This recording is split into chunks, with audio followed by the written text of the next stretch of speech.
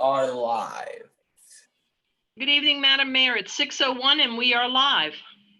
Good evening, everyone. I'd like to call this Tuesday, June 30th, Electric Utility City Commission meeting to order and ask the clerk to call the roll, please. Mayor Pam Triolo, Here. Vice Mayor Andy Amoroso, Here. Commissioner Scott Maxwell, Here. Commissioner Omari Hardy. Is Omari here yet? Okay. Commissioner Herman Robinson. Here. Okay. Commissioner Hardy is absent for the roll.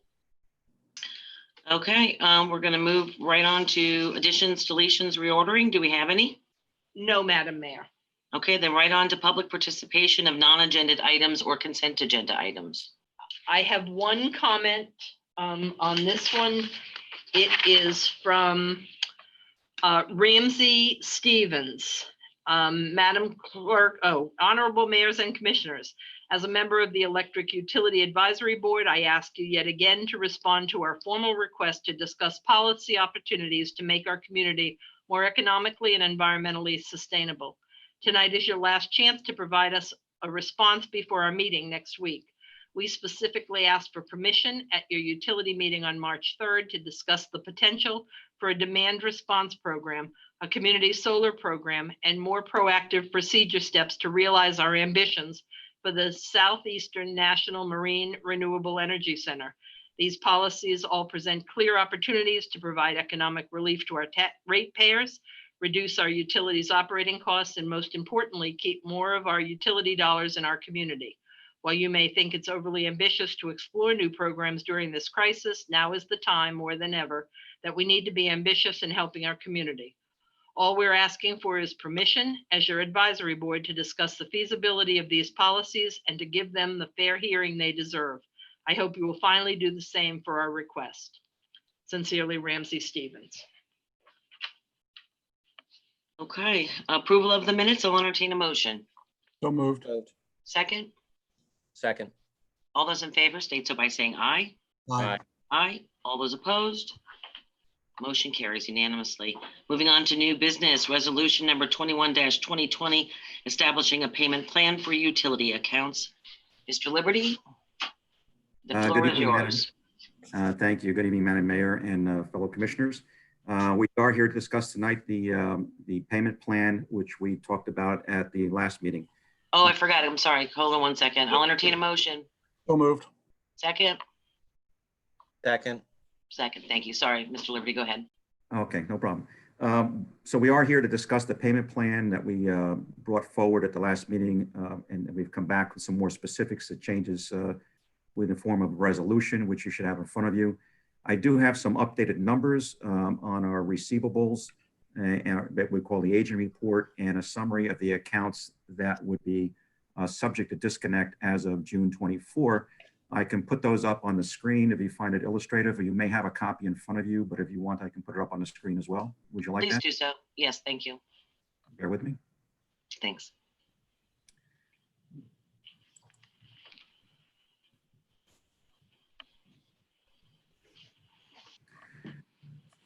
Okay, everybody have this on the screen now? I don't know what I've done or haven't done. Okay. Yep. So what we have for everybody's viewing here is a summary of accounts as of June. Otherwise, Not looking at myself. No, you're Oh, good. Okay. Thank you. okay. We have a summary of accounts as of June 24th. There are a total of 1,845 accounts that would be subject to disconnect that, of course, have not been disconnected yet. And hopefully they won't have to be. So of those 1,845, approximately 195 are commercial and 1,650 are residential. Those specific accounts have made partial payments on the order of $408,000 and change, and you can see the distribution there between the commercial partial payments and the residential partial payments. This number of 1,845 does go up day to day and week to week. We do monitor very closely. It's been up as high as almost in the mid 1900s, and it's come back down a little bit. So it does, kind of bob up and down as customers are able to make some payments. Last week we did some substantial payments that came in, particularly from our commercial sector, and which helped bring that number down. But it has generally been trending upwards, as you might expect. The total balance that is due from our customers today is 1,000,001 and change. And you can see the distribution. You can see the average commercial balance due, the minimum and the maximum, and the same thing for residential accounts. Now, not all of the balance due is considered to be past due. That just means that we have bills out there that we've sent customers that they haven't paid yet. The amount that's past due is 637,000, and of that, 116,000 and change is in the commercial sector, and 520,000 is in the residential sector. I'll point out in speaking to these numbers, I should have said this up front, is that you typically see me wearing an electric utility hat. I'm speaking for the combined utilities here at the moment. This is electric, water, and sewer, as well as some refuse pickup as well. That's a small percent. Generally speaking, for guidance purposes, about 63% is electric, and about 4% is generally on the public works side of the house for refuse. The balance would be water and sewer. We do have deposits on hand for these specific customers in total of $709,484. 78% of the accounts would go down to zero deposit, and some would still have some deposit left over if we were to collect on the deposits. But that's the kind of the outer bounds, right, of what might happen if the customers disappeared completely and we had to act and step in on the deposits, which we don't anticipate happening. These numbers, as I mentioned, will change every day because of the antiquity of our Navaline systems. It takes some manual work to put these numbers together. So as we get closer to July 17, we will be recalculating these numbers and working with these customers to have them come on payment plans. And hopefully many of them will call well in advance to go on a payment plan, so we don't have to get near the cutoff dates.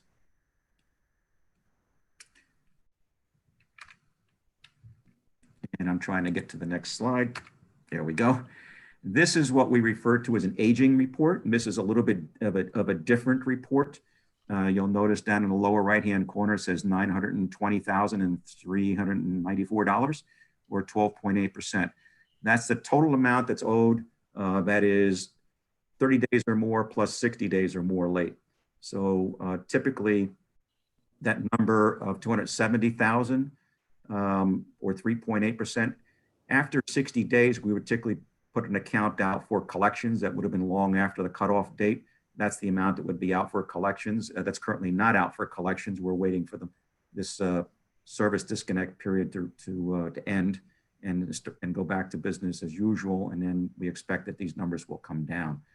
So I point to, in the resolution that you have tonight, when we look at specifically line 28 of the resolution that you should have a copy of, it says, whereas the city commission has determined that with over XX.X% of the city's utility receivables are delinquent, that number would be this number in the lower right-hand corner, 12.8. So it would read, whereas the city commission has determined that with over 12.8% of the city's utility receivables as of June 26, which matches the number on this aging report. We also point out that we have had continued support from the county in providing assistance to our customers. As we've talked before, we've made well over 3,500 plus calls, I believe, to come in meaningful conversations to see who was interested in receiving assistance and putting them in touch with the agency. 589 applications have been processed. An additional 265 are being reviewed, and then the rest are pending additional documentation to be provided to the county. But we've already received from this effort 63 commitment letters. So we expect that we'll be receiving a lot more from these customers that were referred over to the agency.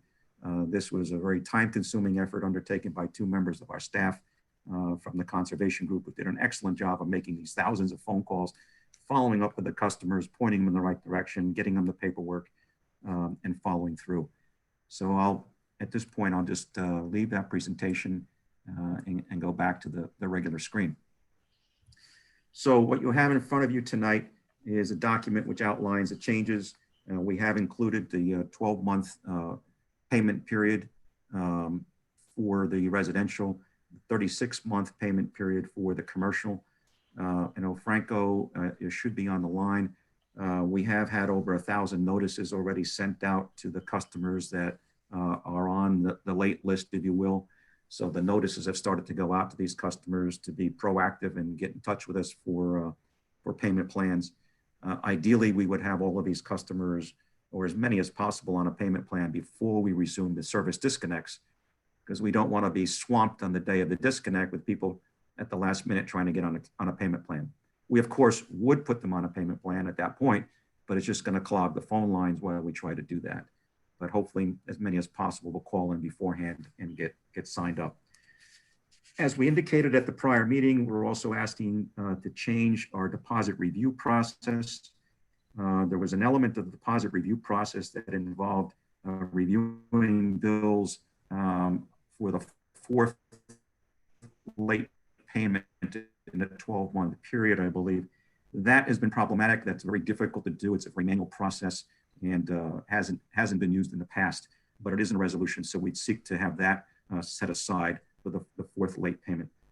We have other things in the works which we'll bring to you in the future, which we touched on, such as a prepay concept, which will help address that issue in a different way. But for right now, we just as soon see it removed from the system. And of course, we want to do too is add the element of portability, which you as a group asked us to do. And we've added that element of portability. So should a customer be on a payment plan and they relocate someplace else within the city or within our utility service territory, to be more specific, they would, of course, be able to transfer that payment plan to that new place of residence or business. And then finally, we want to make sure that any of these service disconnect, the eligibility for service disconnect that somebody may have, tripped over in this period of the moratorium, not be counted against them in the future. So that this is kind of a, if you will, an amnesty period, or I'm not sure what else to call it, but while this effort was underway from roughly March 17 through July 17, if a person found themselves on that disconnect list, that would not be adversely or counted against them adversely in a future determination of the deposit. So that's all in the resolution and covers the items that we've discussed at the prior meeting. So having covered that, I'll yield to the mayor and the team for questions. Sure, Vice Mayor. Thank you, Madam Mayor. Ed, to reiterate, you had mentioned at the last meeting, so if the disconnects went back into effect on the 24th, when will we see the first disconnects? Actually, the disconnects, Madam Mayor, if I may. Yes, please.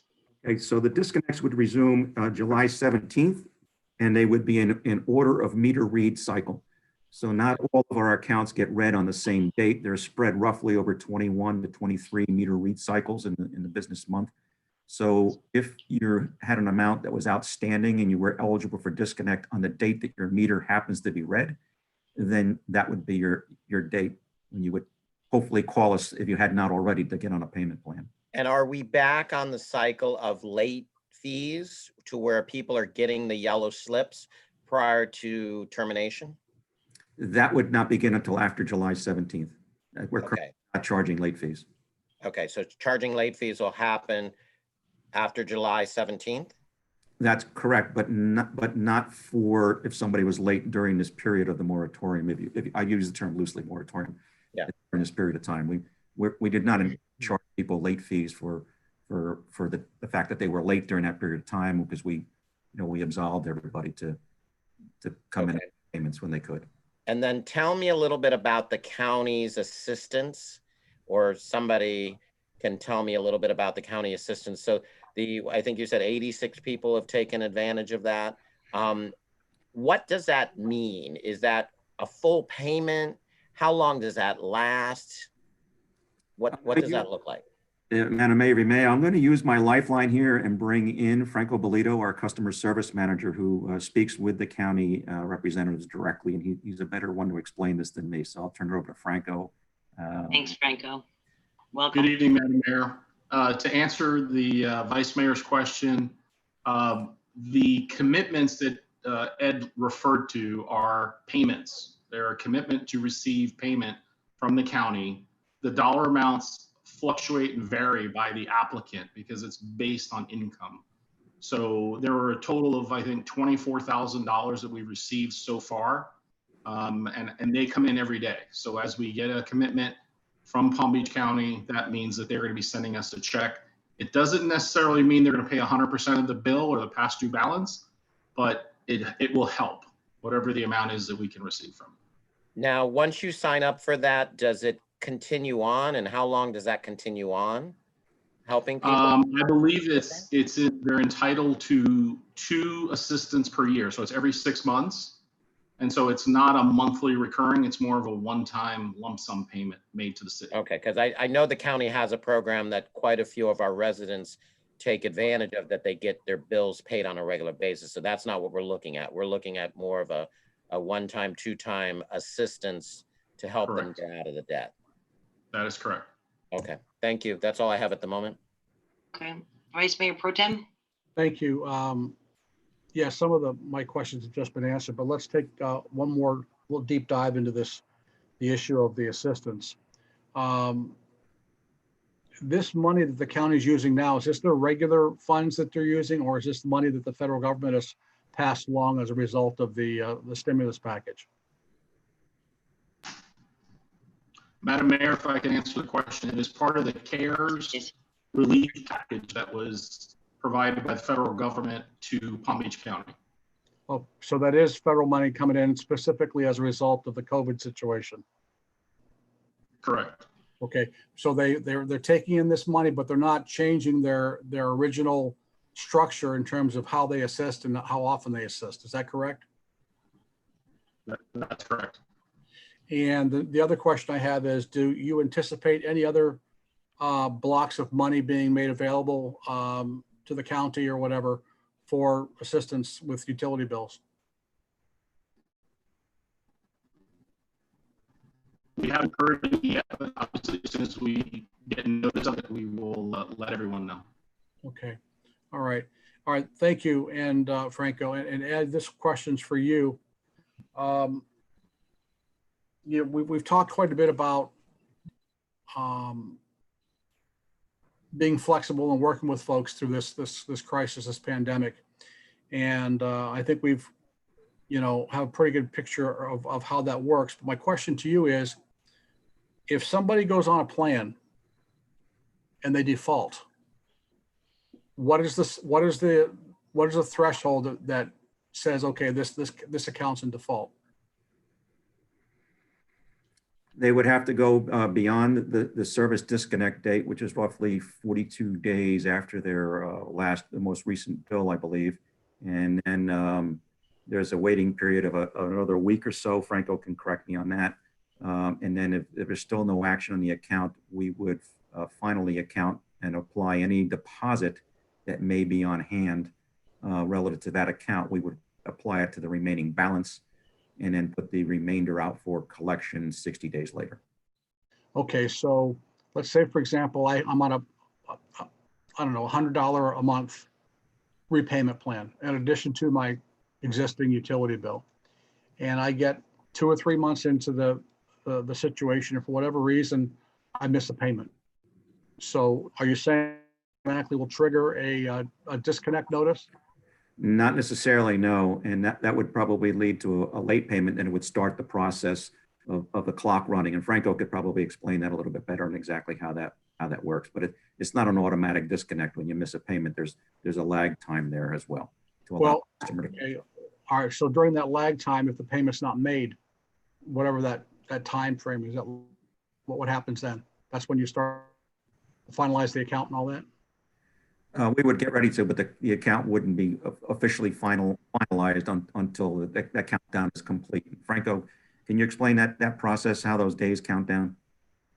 Yeah, Madam Mayor, if I may, Please. if I understand your question correctly, if a customer requests to be put on a repayment plan, and now they've committed to pay $50 a month, just to use round numbers, for the next 12 months, if I understood the question correctly, what happens to this customer's account if on month 2 or 3, they don't make the repayment in a timely manner? If that's the question, Yes. then they would They would come off the repayment plan. They would no longer be eligible for the repayment plan. They would now owe us the entire amount that's past due, and they would have to make arrangements. We are getting ready based on the previous conversation that Ed had presented. We are getting ready with an alternative solution called prepaid, which Ed will bring to the commission body for approval, I think on the July 28th meeting. So now we'll have an alternative solution for customers that we put them on a repayment plan. They tried for a month or two. They were not successful. So now we will put them into prepay and let them be in control of their own destiny, so to speak. Okay, but if you offer them the pre option and they accept that, how do they take care of the outstanding balance? So the outstanding balance will be loaded into it's called debt assistance or repayment plan within the prepaid app. And we'll present that when we do the presentations for the city council. But that will be taken care of. So every time they make a payment, a percentage of their payment. So let's say they pay $100, they put it on the app. Let's say a percentage would go toward paying back the past due balance, and the remainder would be available for consumption. Okay, so I'm trying with this. So if I default to my $100 a month obligation for repayment, you're going to offer me theoretically a prepayment program. Is that correct? That's correct. Okay. And if I don't take it, then you're going to. We're going to require that you pay your entire past due amount plus reconnect fee in order to get your service turned back on.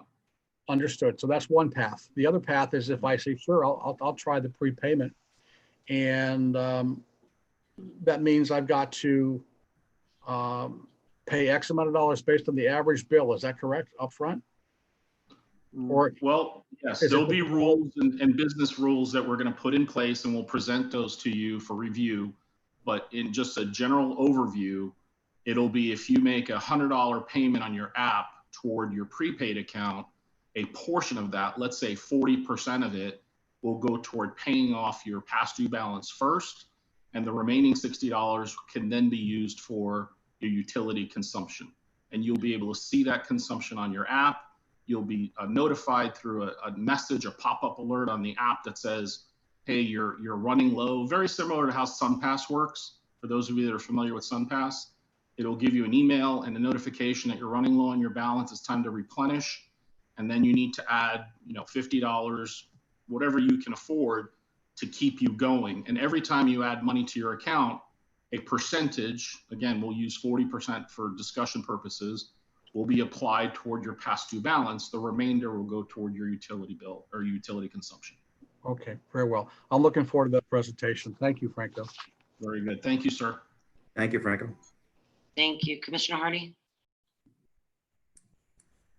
Thank you. And to kind of go a little bit deeper into the conversation that just occurred, let me make sure that I'm getting this right. So may I first ask, how will you tell when a customer misses a payment on the bill versus a payment on the debt? So every month, if you were to add up their bill and the debt that is due that month based on what, how they're working on the prepayment plan, let's say $200 is due combined between what they used and what they owe us from back usage that was unpaid that they're now on a prepayment plan. Let's say they only pay $100. So when they pay that $100, how do you know which they missed? Whether they missed the prepayment plan or whether they, the repayment plan, or whether they missed their actual bill that was due that year? That's my first question. So, Madam Mayor, if we address the first question, that's a very good question. We've actually been working very closely with the vendor that mails out our bills every month to create a box at the very top of the bill.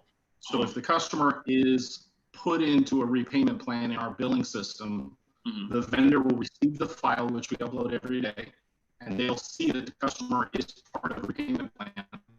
So they will populate the information in the top of the bill in a special box, which is in red with the text and the wording that this is your repayment plan. This is how much you owe. So if you owe $600, Divided by 12, you owe us $50 in addition to your regular bill every month. So it'll be a countdown. Every time they make a payment, that box will be updated. So the next month it'll show $550 remaining, $50 was received, the rest was applied toward your regular bill. Okay. Hopefully that answers your question. All right. So basically, when they pay their bill, they'll have to fill two parts of the bill, or two parts of the payment. They'll have to put in, let's say they owe $50 a month. They'll have to go up to the top and put in $50, and then whatever their bill is, let's say it's $150. They'll have to put in a separate box $150 to pay my bill, and so that's how you'll know if they don't pay the whole amount, right? Like the combined 150 plus the 50. That's how you'll know which one they missed. Yeah, and we've worked, Madam Mayor, if I may, we've worked extensively with the vendor to make it very customer friendly, so that all of that math that you just described will be on the bill. So it'll be very easy to have a summary that the customer can look at their bill and say, this month's charge is $150, your repayment plan is $50, your total due this month is $200. So that summary is actually part of the bill if you're on a payment plan. Now, if you're not on a payment plan, you won't see any of that. It will only be applied to customers that are participating in a repayment plan. Okay, so it's basically two separate payments made at the same time. Correct. Okay, now the consequences. Let's talk about the consequences. I miss a payment on my 12-month payment plan. Now all of a sudden the bill becomes due, the whole back bill, right? And Correct. I must either get on a prepayment plan, or I'm stuck like Chuck, right? And I have to pay the whole thing before I get service, before I move on. Is that correct? That Madam Mayor, if I may, Yes. that is correct, Commissioner. We obviously would ask some probing questions of the customer. Have you already tried to apply for assistance through Palm Beach County CAC, Community Action? Yes or no? So we'll go down all of those avenues with every customer on a case-by-case basis. But if the answer is yes, I've already applied, I got turned down, I didn't qualify for whatever reason, then we would point them toward the prepay solution, which is, once you see the presentation, you'll realize how it's going to be a lot more beneficial than trying to come up with the full 600 or 1,000, whatever they owe to get their service reconnected. So we're trying to work with customers, be as compassionate as possible, but we're going to present options to them and let them pick the best option that works for their budget. Okay, and let's say that someone has a total of $200 due this month, $50 on the repayment plan and $150 on their bill for their usage. Let's say that they're short that month. It would seem that the consequences for missing a payment on the repayment plan are more severe than the consequences for missing a payment on your usage for that month, right? Because the normal utility ordinance or resolution that we have for cutoffs is still in effect for the power that people consume on an ongoing basis and for the bills that are due for that power. Am I right about that? Even if you have a repayment plan? Well, Madam Mayor, if I may, if I understand your question correctly, the process, if you owe $200 with or without a repayment plan, and you don't pay the entire amount, Mm-hmm. when your next bill gets added to your current account, Right. and you still haven't satisfied the past due balance, balance, it becomes your trigger on day 42 of whether your service gets disconnected or not. Right. So now it's imperative to keep your account current. Right. So, but all right. So, let me just, let's walk through this. Someone used $150 worth of power, and that's due. They also have a payment plan, $50 a month with us on a balance that's from this COVID-19 period. Okay. So they make the payment for the repayment plan, $50, but they don't have the $150 for the power that they consume. Now, next month, they consume another $150 of power, and they still have that $50 repayment plan that's due, right? And so at that point, if they don't pay the 2 months power usage, right, for the past 2 months, the 150 plus the 150 for next month that they use, plus the 50, then they're cut off, right? Or subject for disconnection, correct. Right. Now, if they pay that 50 again on the repayment plan, but they don't pay the now $300 that they owe, they're still cut off, but they can get turned back on just by paying the 300. Because they've continued to make payments on the repayment plan, right? And so we've said to them, as long as you make payments on this repayment plan, we're not going to make that whole back debt due, right? So whether it's $600 divided by 12, $50 a month, right? So they made that $50 payment, and we said as long as they make that payment, the whole back debt isn't due, but they've just lapsed for 2 months on their actual usage bill, and they come back and pay us after getting cut off. We're not going to go back and now ask for that past due balance from COVID-19 all at once as well, too, right? I just want to make sure about that. Because if there are 2 separate payments and 2 separate obligations. Yeah, so Madam Mayor, if I may, I think I need to clarify just to alleviate any confusion. So the repayment plan is adding the amount, let's say $50 for discussion purposes, to your existing bill. So the numbers that you use, Commissioner, $150 a month is your regular consumption. $50 is the repayment on your past due debt. So your new bill every month is $200. If you do not satisfy or make that $200 payment, then you fall into the possibility that you can be disconnected. So it's not a matter of just paying the $50. You've got to pay the 50 and your regular utility bill in order to remain in the program. Hopefully that clarifies it. Okay, so, all right, and that's why I asked, how do you determine which obligation they didn't meet if they didn't pay the whole thing in a particular month, right? So like when I said, like, and I think you said, well, I asked you whether it's 2 separate payments at the same time, one for the repayment and one for the usage. Is that still true? Or is it just one payment? Madam Mayor, if I may, it's just one payment. It's a new combined payment of your $150 regular monthly utility bill plus the $50 from the repayment plan. So now your new amount that's due is $200. And the $200 has to be fully satisfied for a customer to remain on the repayment program. Does that make sense? Okay, so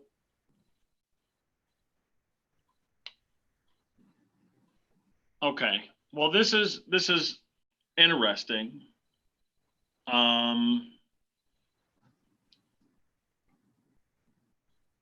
This is interesting. So, here are my concerns. First of all, I don't know how collectible this debt is going to be. I appreciate, Franco, your explaining this, and also the work that you do with our customers and with the county. That's a lot of chasing people around and chasing down resources. Familiar with that, and it's not an easy thing to do. And so thank you and your team for that. I am not sure how collectible a lot of these debts are going to be, but we're going to find out. I think that there are a lot of things that may affect the collectability of this debt. Most folks know that people are moving in and out of the city and in and out of the utility service area, frequently.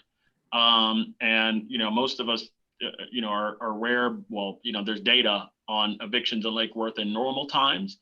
And I believe we're in the top 3 cities in Palm Beach County for our eviction rate, which is the number of evictions, completed evictions that occur per, 100 or per 1,000 persons.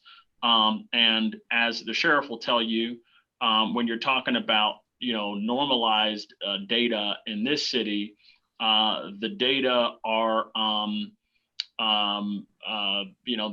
they're inflated because when you're talking about per 1,000 persons, well, our population's undercounted, right?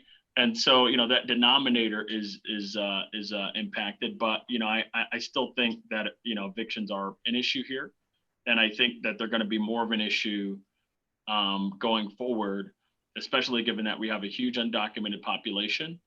That means those folks did not get a stimulus. That means they are not eligible for unemployment benefits, even though most of them, pretty much all of them, are going to be gainfully employed. That's what they're here to do, to work and provide for their families. And then also we know that we have a lot of housing overcrowding because families are doubling up. You have multiple families living under the same roof because that's the only way that they can afford the rent. And so, if we see, which we may, depending on whether the governor extends the eviction moratorium beyond July 2nd, we may see a wave of evictions in the state. And I think that eviction wave, if it materializes, would affect our community more than others, certainly more than Palm Beach Island or Boca, and certainly probably more than some of the cities that on paper appear wealthier than ours. And so, someone moves, they shack up with someone, they're consuming power, but it's not under their name. That's going to be a problem, for collectability, and or if they make an arrangement with their landlord that the power will be in the landlord's name, that's going to be a problem for collectability. I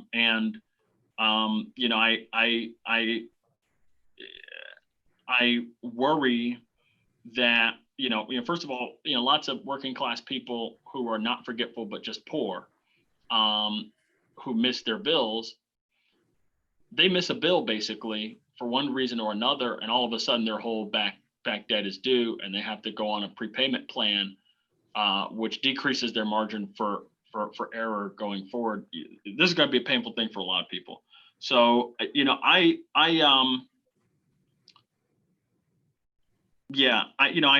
wonder, first of all, well, let me ask you, Franco, Ed, why a shorter repayment period for residential users than commercial users? Why would a resident of the city have a less time to repay a back debt than someone who went into business and is by definition a risk taker? Madam Mayor. Yes, thank you. Mary, we didn't pick that time period. That time period was picked by the commission. So we took our guidance from the commission, the 12-month, 36-month. That's amongst the most generous in the state on both counts. So we're leading the state in terms of how late in the process we're going, and not disconnecting people.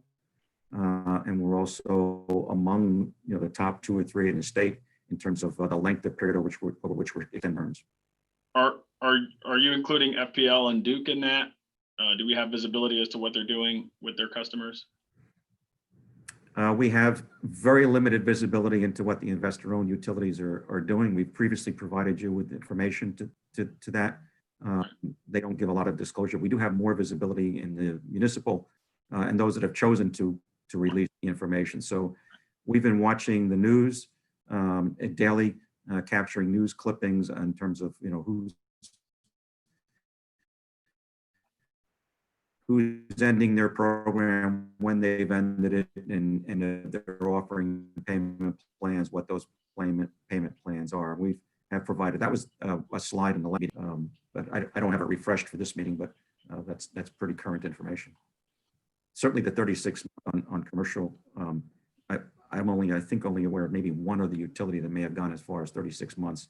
Most other utilities are 12 months or less. Okay. Well, I appreciate that. So, I think this is going to be an interesting journey. My guess is that a large portion of this is not going to be collectible, and we're going to need to figure out how to recover that revenue. But I'm interested to see where this takes us. My only thing is, and I will offer an amendment now that I wonder if I could get a second on. I don't think there should be additional leeway for business owners that are not there for residents of the city. And so I would like to amend this and I'm moving to do so, section 2. I guess that would be line 56, to say that the repayment of all past due amounts over a period of 36 months for residential and commercial customers. I don't see why we should treat one differently from the other, particularly when the one who's getting the worst deal is not someone engaged in commerce, but someone just trying to live and raise a family. Is that an amendment to the initial motion? Because we had a motion and a second.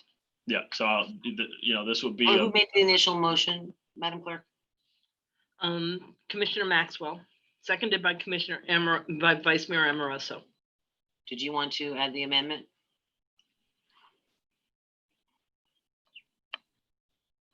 No, was that question posed to the maker of the motion? maker of the motion.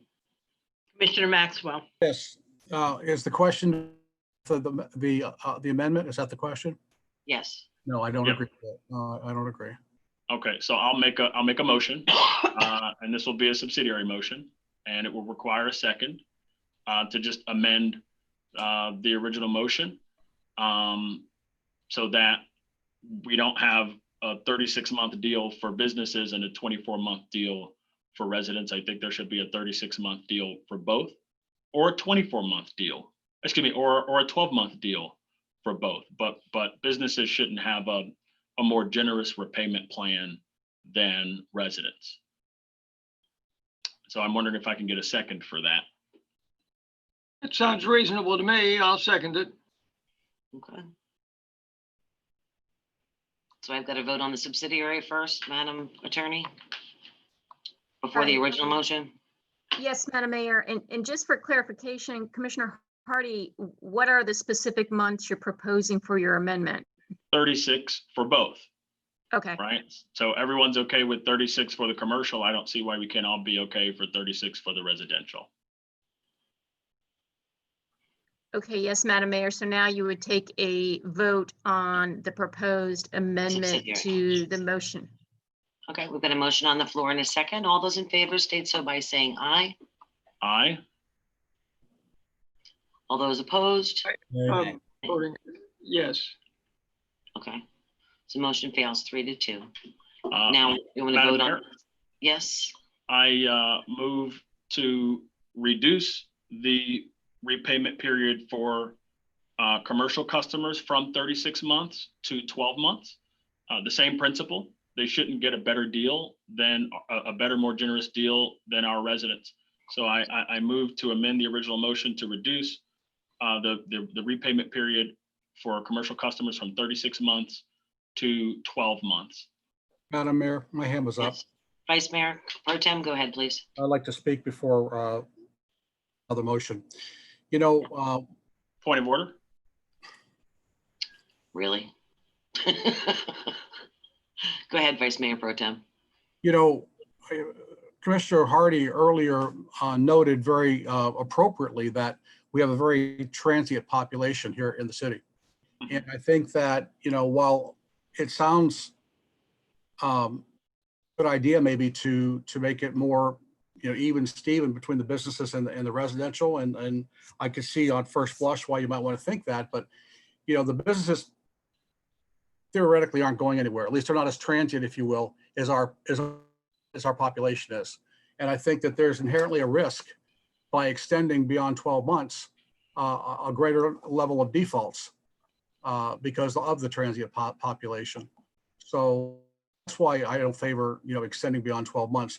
I think, how many months are we talking about, Ed or Franco? We're talking about like 3 months is what people are going to, 4 months maybe? We're looking at Utilities. almost 5.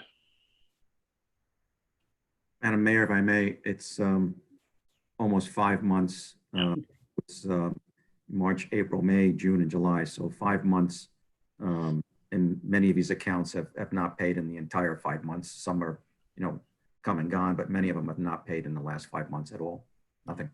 May I ask what, can you, just off the top of your head, a rough percentage of how many people have paid nothing in 5 months? I don't have that number off the top of my head, sir, but I do know that um, past experience, when we have had the disconnects, roughly 85–86% of our disconnects are residentials in terms of what winds up going out for collections. Well, Madam Mayor. So it's a substantial, but we. The mayor is muted. Vice Mayor Pro Tem, just finish your line of questioning. Commissioner Hardy, you're up right after him. I'm just trying to make the point that, you know, it's a really tough situation for all parties concerned. But I think that extending the residential much beyond the 12, and I established that policy is the most generous, I guess, that we're aware of here. So, you know, again, there's Franco mentioned earlier that if folks are in a bind, they certainly can reach out if they're going to be in a bind and see if there's alternatives. I think there's a lot of options available to folks, but at the end of the day, there may be some folks that we just can't help, and I really am sorry about that. Unfortunately, we can't create a safety net, if you will, that is broad enough and flexible enough to every possible scenario that we may encounter. In order to keep it clean and is, you know, unified and easy to understand, I think we need to kind of stay on the path that we've already, you know, outlined so far. Vice Mayor Pro Tem? Yes. Question for you. In the spirit of compromise, because utility commercial bills are so much higher, you know, because there's so much more square footage, that there are larger amounts and whatever. And I understand why we've done this from the very beginning the way it is. But in the spirit of compromise, would you be willing to say, and the other commissioners too, to say that on the residential side, 12 months, and on the commercial side, 24 months? I have no objection to that. I think that the 1236-month proposal, Madam Mayor, was one of our options that we. No, I'm just saying, would you be, it seemed that Commissioner Hardy was trying to get it more closer to ever, but again, the total, I was throwing something out there to both sides. No, just to see. I would have no problem with that. Okay, I'm just trying to see what you guys all think. Commissioner Hardy, you're up. Sure. Mr. Liberty, what percentage of accounts that are, you know, that haven't been collected go out to a collections agency, did you say? You know, as far as, you know, residential versus commercial? Madam Mayor, if I may respond. The history that we had looked at previously and it had been discussed, as a matter of fact, this was discussed with the UAB some time ago in the last 6 months or so, roughly. We had a history of residential or all accounts going out for collections. And I believe that we found that about 85–86% of the amounts that went out for collection were residential accounts. And may I ask, of the overall accounts that we have, how many of them are residential versus commercial? Rough numbers, about 23,000 or so, 23,500, I believe, are commercial. I'm sorry, residential. 23,500 residential, and the balance would be commercial. And That's I missed that directionally in rough numbers. It was garbled a little bit. So what's the total amount? We generally speak in totals of about 27,000 accounts total for the utility, and about 3,100 to 3,500 accounts are commercial, and the balance are residential.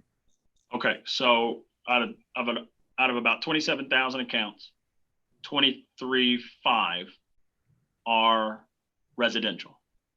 Rough numbers off the top of my head without looking at deep data.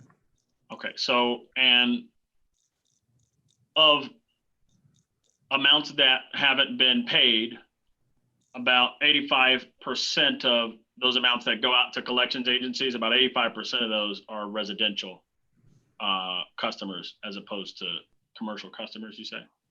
That's correct. And more specifically, they're residential tenants, I believe. I know Frank has tracked this information quite closely, but. Okay.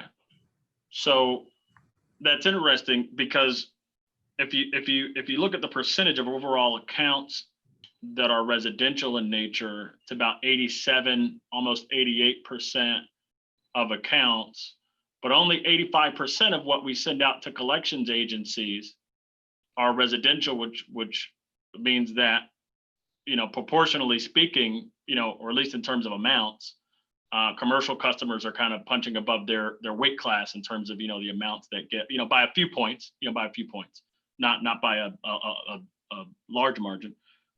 So, I'm not, it seems that it's about proportional as far as the amount that gets sent out to collections agencies, residential versus commercial. But with respect to what Commissioner Maxwell said, and let's be charitable here. It appears that he said that folks, residents, in particular tenants, are more likely to move in and out of the city, and therefore their debts may be less collectible, and therefore it might not be a good business decision for us to give them a longer repayment period, because during that repayment period, they may move and they may be more likely to move out of the city than a business. And that is an argument for not lengthening the payback period for residential customers. That is, however, not an argument against shortening the repayment period for commercial customers, right? So if we know that we don't want to go much past 12 months for residential customers because they may move within 36 months, okay. But that's not necessarily an argument for moving from 36 months to 12 months for the commercial customer. That residential debt is less, collectible. The other thing is, I understand that we charge higher rates for our commercial users than for our residential users. And I understand that many commercial users have more square feet than the average tenant or homeowner, and that it costs more to refrigerate and what have you. And so their bills are larger.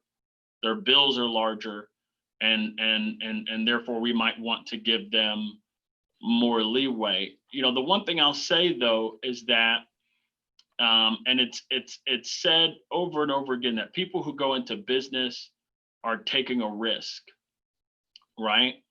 And that's kind of what being a business owner is about. It's something you choose to do. There are many ways you can provide for your family. You can get a job, you can do any number of things, but if you choose to take a risk and open a business, I don't see why we should treat you with more generous terms than we would someone who's just trying to stay alive and keep a roof over their head and keep power on where they actually live. And so, I don't see if even if I accept the argument that it's a bad idea to lengthen the repayment period for residential users, I don't see why it's a bad idea to shorten the repayment period for commercial users, so that we're not treating one more generously than the other. Your bills are high. You chose to be in business, and so I renew my motion to shorten the repayment period for commercial users from 36 months to 12 months to match the residential customers. I don't think we should be treating one, certainly not the businesses, more generously than we do the residents, the citizens of the city. Okay, Commissioner Robinson? Yeah, I would like to be fair to everybody, and I think it's reasonable that we treat businesses like we do residents. Traditionally, anybody that starts a business is undercapitalized, and I don't know what the length of lifespan of new businesses are, but it's probably the majority is less than 3 years. So yeah, I'm interested in treating commercial as we do residential. That said, I don't know where we are in the voting process, but I'd like to know what the divide is in the regulatory agencies that FP&L has to report to versus what city-owned has to report to. how much regulation do they have in this discussion of payback? Ed? Madam Mayor, if I may, I'm not exactly sure what kind of regulation they would have to have on payback plans. They do report to the Florida Public Service Commission. I'm not aware that they had any kind of a regulatory filing asking for permission and what those plans might look like. I haven't seen any notices to that effect. We just saw notices that they were going to resume the process of disconnecting, and then said that they would deal with customers, I'm paraphrasing here, and on a one-on-one basis. So we haven't seen actually anything that I have to go back and take a look again, but I don't remember seeing any specific length of terms.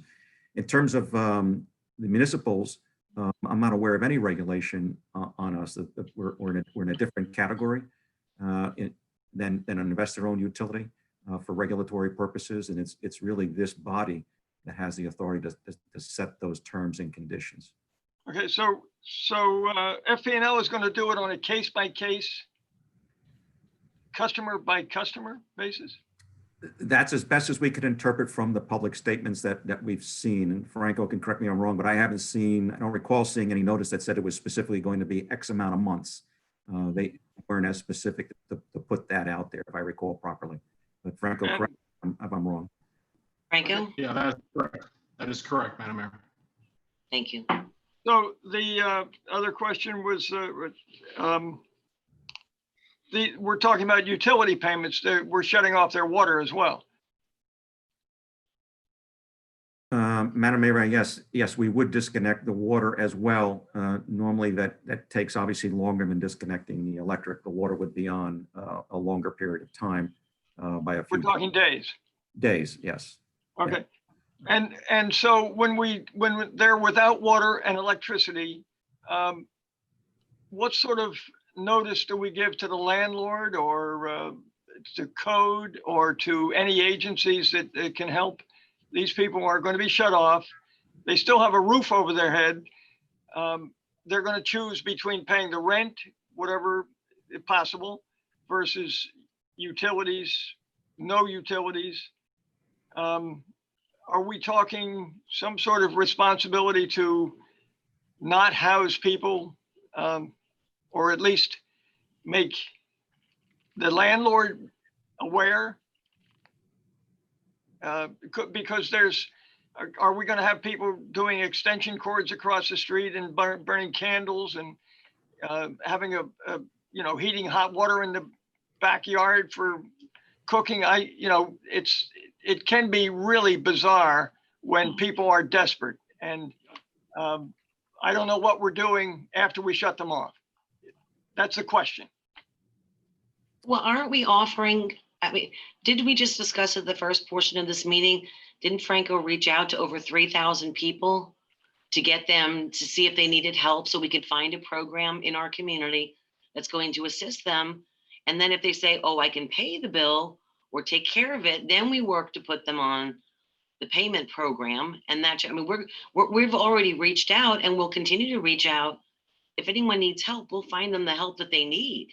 We're not trying to. But I guess the question is, are we going to make it a policy to notify the landlord, notify code, and go back and notify the agencies? Can we follow up on the agencies that have been notified of these 3,000 people that Franco has talked to make them aware that they don't have water or electricity? I'm not aware. Madam Mayor, if I may, again, I'm going to look to Franco because he has more clarity on the services that kick in after the disconnect has happened, but we're not planning to do anything different because of this than may have been done in the past once the service has been disconnected. But let me check with Franco. I know he's still here to chime in and give us some answers. What happens with a customer? Do we notify the landlord? I don't believe that we do, but I'm not the expert in the area, and I would look to Franco to answer that question. Franco? Madam Mayor, if I may, currently we do not notify the landlord. So if we need to change our process because of the extenuating circumstances of COVID-19, absolutely, we can look at that. typically when a customer has electric, water, and sewer on their account, the first thing that's disconnected for non-payment obviously is electric only. Water and sewer don't get disconnected until 7 days later. If they still have not paid their electric and reconnected their electric, we'll send a meter reader or work order for a meter reader to go out and check the property, and then disconnect the water service as well, and possibly final the account if we still haven't heard from the customer. So I understand Commissioner Robinson's concerns, and myself and my staff are working very diligently with every single customer that reaches out to us. We will continue to do so. I've personally spent numerous hours on conference calls with Palm Beach County Community Action, helping customers get their documents ready and apply online. Sometimes people aren't comfortable doing that. So we're here to help as much as possible. We just need the customers to reach out to us so we can provide assistance for them one way or another. Franco, I really commend all you and all your people that have been trying to help as much as possible. I think we should, I want to lay it on the landlords a little in maybe, encouraging them to be more flexible in their payments so that they can keep the water and electricity on and have their property in a safer condition with electricity. And, it's possible that they could be more flexible if they're aware that the tenant doesn't have electricity and water. So I would be interested in making a policy that says when we shut off, we should also notify the landlord. If anybody's interested, do I have to make a motion for that, or how do we move that along if anybody agrees with it? Madam Mayor. Yeah, I've got 3 people before you. Yeah, so- well, I have a question. I know that I had my hand up for a while. I'm not stopping you from talking. Yeah, I know. Commissioner Okay. Just I'll leave that and go to the people that are the collection agency. Are we going to try to? This is how many times more collections are they getting? Are we going to be able to renegotiate and be compassionate, or encourage them to be compassionate in their collections? And can we get change the percentages of what they collect? I know it's going to be harder and harder, but they're working on a tremendous increase in numbers. That was another question. Madam Mayor, if I may, Yes, please. we could certainly take a look at the current contract with the collection agency and see what terms and conditions can be modified before the expiration date. Take a look at the expiration date. But this is a contract that's been in place for many, many years, so we can certainly take a look at it. The only change that we've made is we used to wait 90 days after hearing nothing from a customer before we put out for collection. Now we wait 60 days before we hear, after hearing nothing from the customer. And in many cases, the customer is long gone, not even at the premises that we're aware of. So we could certainly see what terms can be, looked at again, but I'm not sure what specific direction we're asking for. These are, collection agencies that use their own processes to collect money if it's owed the city. By the time it goes out for collections, there's been no water or electric service to the premise for at least 60 days. I'm not aware that we've given any new referrals to the collection agencies since this all began in early March. So, there hasn't been a growing body of things over there for them to work on, if you will. Okay, thank you. I just want one question, and then Vice Mayor, you're up. Just the one question. I've always known that commercial businesses, for the most part, subsidize a great portion of our city in regards to the rates that they pay on certain things, because they don't use as much They're not people's 24/7. They're not sleeping there. They're not eating there. They're not doing their laundry there. I mean, other than large commercial applications with, say, printing presses and things that, that draw height. To give you an idea, a commercial business in one small bay of a strip center, and if, say, it's a convenience store that has coolers, average for that little, 10 by 15 or 10 by 20 strip of space with those refrigeration units is $2,500 to $3,500 just in power and whatnot to push, to do those refrigerated units in there. And I only know that because somebody was showing me their bills one day. And just to give you an idea, but again, they're not using their space 24/7. And they also we were able to lower the residential rates to get to rate parity, through many of these different ways. And I know Commissioner Robinson, let's be fair, let's be fair to the commercial businesses too. If we were fair to the commercial businesses, we charge them the same as we do for residential. But we don't. We charge them a lot more. And that's usually what every city in town does. It's not just us alone. It's everywhere over probably the rest of the world as well. But, these are just the way business is done. And I just wanted to add that to the mix. Vice Mayor, go ahead. Thank you, Madam Mayor. A few things. So I agree with you on the commercial side. And when we first had this conversation a while back, we were talking about what we could do to help some of our small businesses. And the conversation was 2 months, 3 months, what does it look like? We're going into off season, we're in summer. Our conversation was 12, 24, 36 over a couple seasons for the businesses. That was the conversation to help them get caught up. We're in the middle of a pandemic. We're in the middle of summertime. We're getting ready to take on hurricane season. That's a lot to ask of our small businesses. And at the end of the day, the businesses are the heart of the city. They're your downtown heart. And without the heart, the rest of your body doesn't work. The rest of your city doesn't work. And then going back to what Commissioner Robinson had said about tagging landlords when we turn off electric and water. I think I have a big problem with that because, going back to what Commissioner Hardy was saying, and he made a comment a while back to the press about sometimes he gets his power turned off and he doesn't go and pay his power. Soon as his power would be turned off, his landlord would be notified. And wouldn't that create an extra burden on the tenant? Sometimes people get their power turned off and it's a day or two and you're like, oh, shoot, my power's off. I got to go pay it.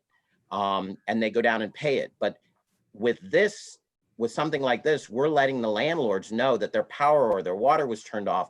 And, I think that adds a whole different level to people's issues when they can't pay their bills. So I don't know that I support that. Madam Mayor. All right. I have one from Commissioner Maxwell, and then you're up. Commissioner Maxwell, you're muted. Sorry, Madam Mayor. I've got a few things, and I hope that my comments aren't too terribly disjointed because it's been quite some time since, since I had a opportunity to speak. I think it's important that we go back and maybe take a look at how we got to the 1236 plan to begin with, because I believe we voted that obviously in the affirmative. I don't know what the vote was, but there was no discussion then of the points that are being brought up this evening. Okay, which doesn't mean that any of us couldn't think of something else between one vote and the next. That's not really my concern, but seems like some of these questions are pretty fundamental. And I think that when you talk about the business community, I'll piggyback a little bit on Vice Mayor Amoroso's comments. And I'm not even going to use the term risk, but these folks have a greater capacity, okay, to recover the losses, I guess you could say. But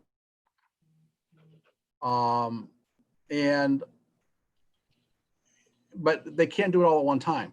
I mean, let's face it, these folks, when you think about overhead and profit margins, I'm sure a lot of these businesses are running a very small, a marginal profit. And it's a slightly different scenario. I wondered myself how we went to a 1236, how that was an option available to us. On its face, it kind of looks a little lopsided. But, like I said, I think, Madam Mayor, your compromise, what I think was reasonable. at 24 months, but I have a couple of questions for Commissioner Robinson, and that is, what would you have by contacting the landlord? What would you have the landlord do, number one? And what would you have code enforcement do by contact if utilities are impacted? I'm kind of curious. How does that help bridge or fix the problem? How does that work? Well, hold on one second. I just want to ask Commissioner Hardy, would you let me bypass you for a moment so Commissioner Robinson can off, because you were next in line? I don't mind. Okay, thank you. Commissioner Robinson? Just as a matter of safety and health and safety. And financially, the payment to the landlord is probably going to be more than the payment to utilities. And if he is interested in maintaining his property in a safe sanitary condition, and he has that option to work with the tenant as well. And that goes to code as well then. Health and safety should be a major concern for code, and they should be noticed if there's a disconnect. And it can be after a week, but they definitely, I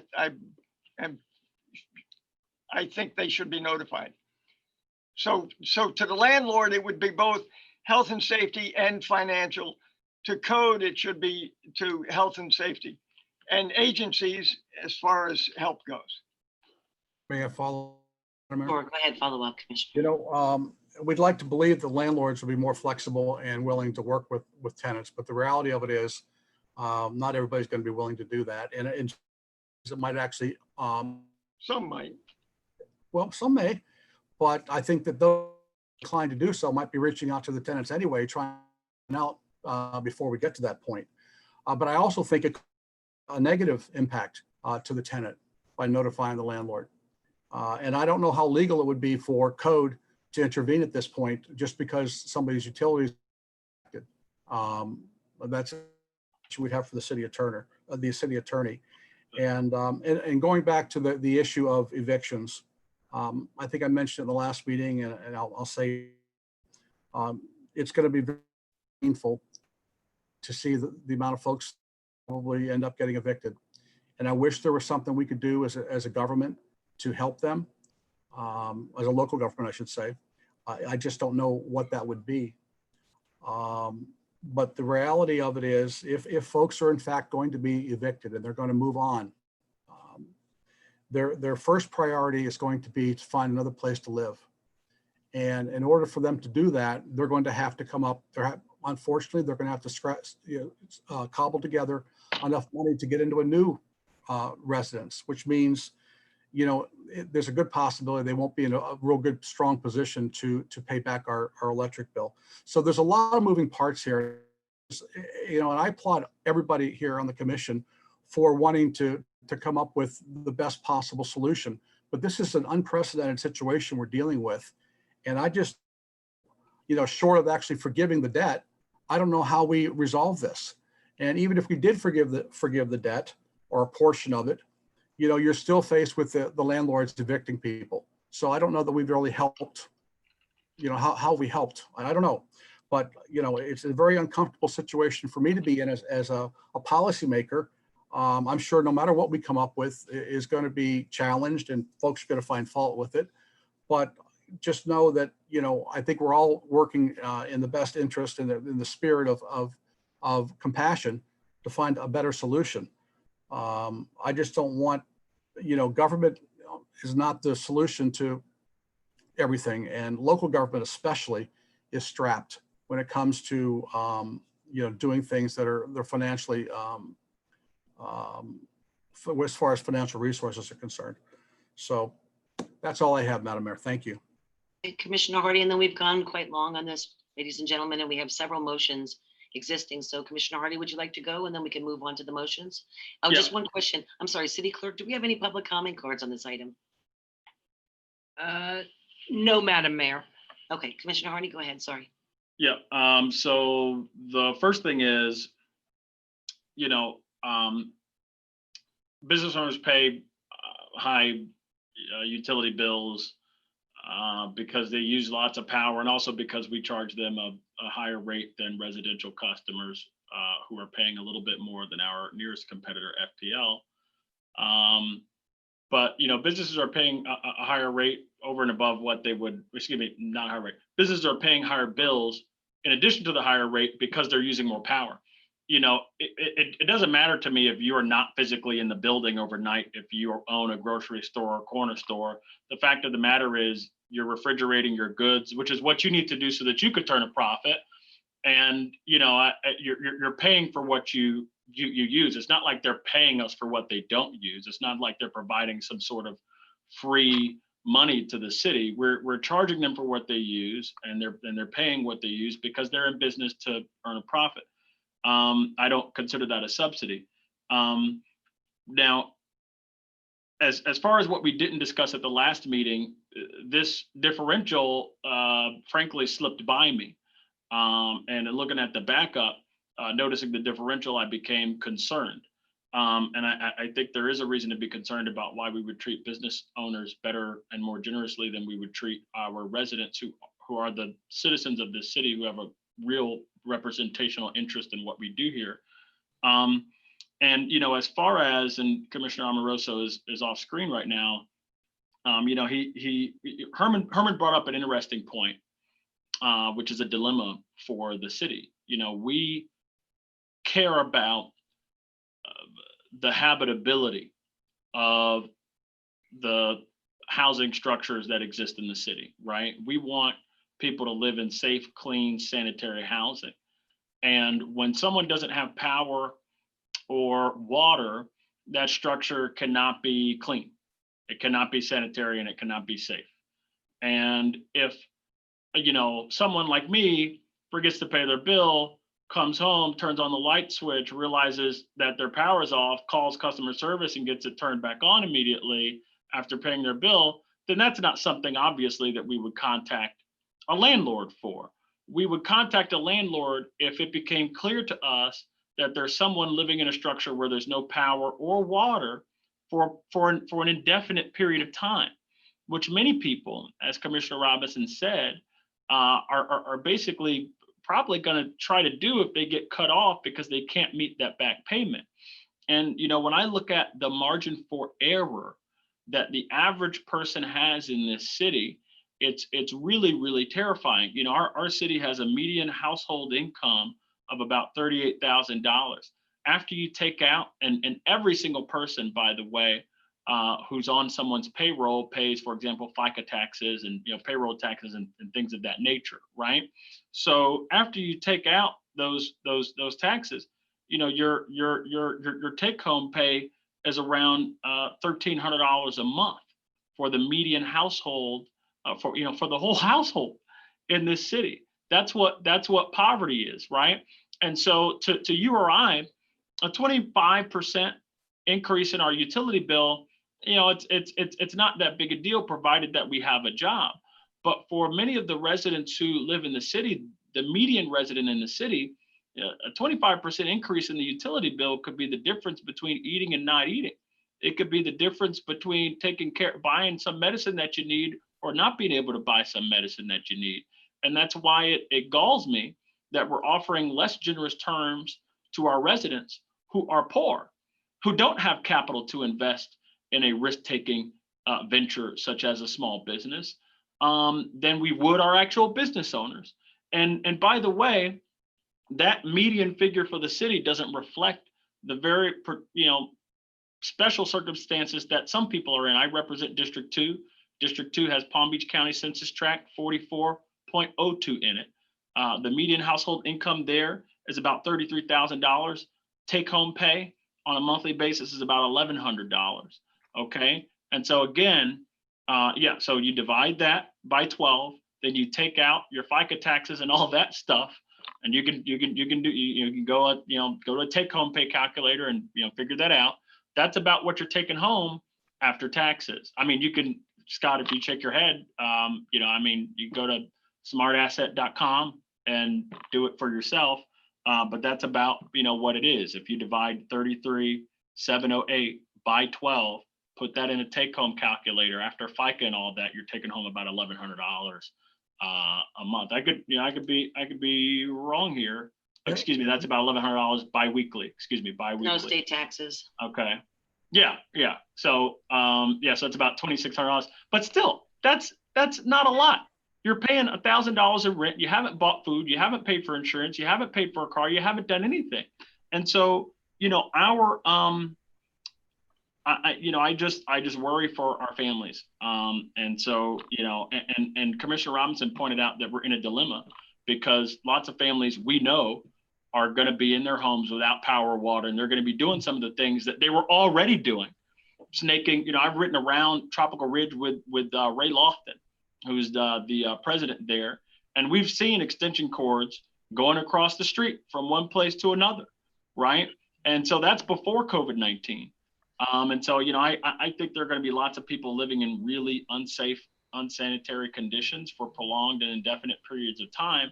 And I think Commissioner Robinson is right to ponder what our obligation may be, given that we know that a certain percentage of our residents, that their structures won't be meeting the Florida building code, because that's a requirement there. Commissioner Robinson, I'm sorry, so, I'm trying to move this thing along here. We've got almost an hour. Okay, so, and by the way, asking whether there's something we can do for evicted tenants, I would just like to remind this body that I think it was the early part of 2019, I brought forward something that, we can still do to help folks who are facing eviction, which is do what other cities in this county are doing, which is put aside a pot of money to fund legal counsel for these folks. Let's keep utilities right now, guys. Okay, well, I mean, Commissioner understand. Maxwell brought it up. I believe it's germane insofar as it affects the collectability of these debts. But if, we're not in agreement there, then, okay. Well, we can bring that back. We can bring that back another time. Let's just try to stay with the items on here because we have quasi judicial. We've got a bunch of other things. I'm wondering if I could get a second for my motion to keep the commercial payback period the same as the residential payback period to 12 months. That's my motion to amend. Second. All those in favor state so by saying aye. Aye. Aye. All those opposed? Okay. Nay. Yeah, anyone want to try my happy medium? I'll do I'll that. make a motion My to, hand is up. Hold on one second. Commissioner Robinson? I was just wondering if we were going to get a legal opinion of whether notifying the landlord is legal or not. City And Attorney? Thank you, Madam Mayor. It's not a matter of whether it's legal or not. It's sort of a policy decision. But I will say this, that under the city's property maintenance code, nobody's supposed to be living in a dwelling unit if they don't have electricity there into the dwelling unit. So if you turn this over to code enforcement, what code enforcement's do is they're going to cite the property owner. And so then the property owner will have the choice of whether or not he or she evicts the tenant or does something different to put electricity into the dwelling unit. that's their option. Good. And just another quick comment. The EUAB is made up of citizens, and I value input from everybody. And it's disappointing that the EUAB hasn't been meeting to even present any ideas or questions or concerns in this regard. Thank you.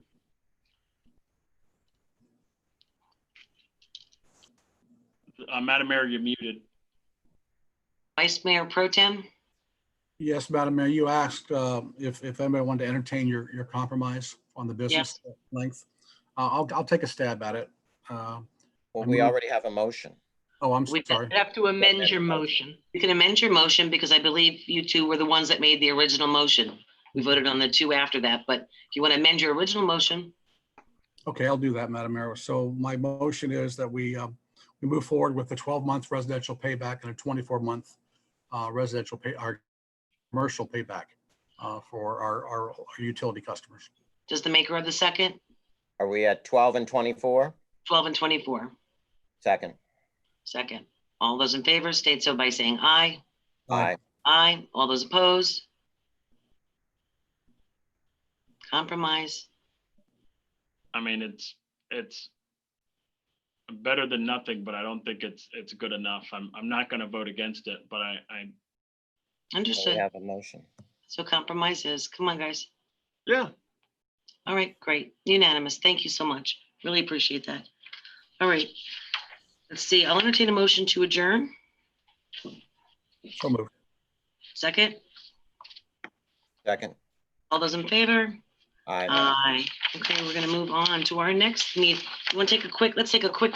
Madam Mayor, Oh, did we yeah. actually take a vote on the original motion to approve the resolution? yeah. The motion was amended. Yes, he made a motion and Commissioner Maxwell made a motion and it was seconded by Commissioner Amoroso. And then Commissioner Maxwell amended his motion to make a change to that resolution that would have within 12 months for residential and 24 months for commercial. So from 36 to 24.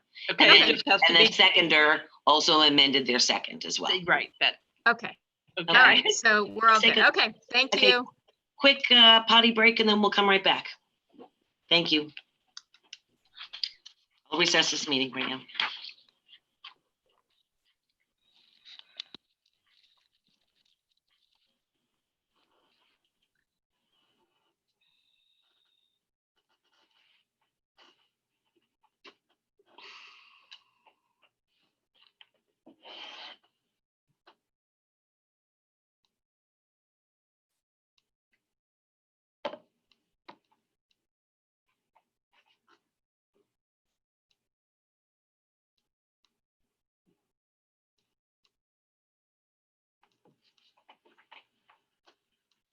So- Run out too. so we just have that appeal and that's it then. No, we have two. We have the Bohemian, which Oh, I think well, will be that's- fast, yeah. and then the appeal. And hopefully Commissioner that's- Robinson, your mic is not muted.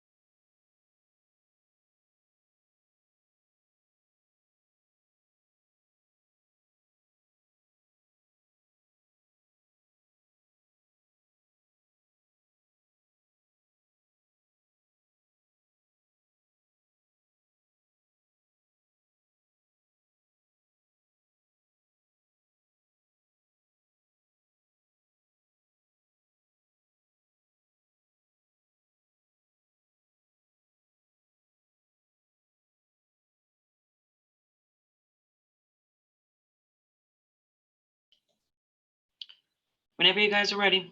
Okay. Keith, oh. Okay, If everyone can turn your picture on, if you're back and ready.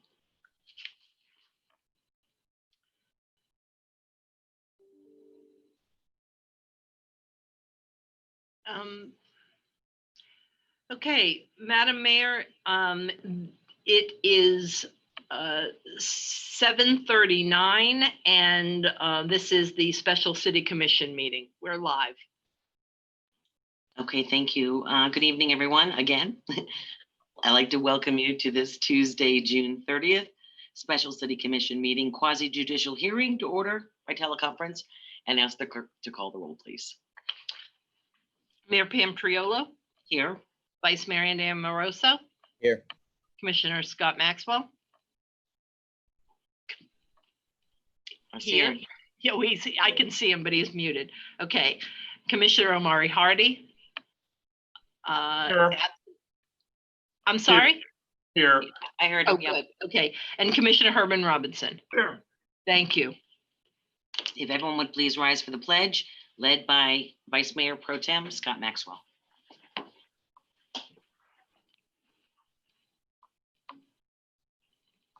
Pledge allegiance to the flag The flag of the of United the States, United States of America, And to the republic for which it stands, One one nation, nation, under God, indivisible. indivisible, with liberty and liberty and justice. justice for all.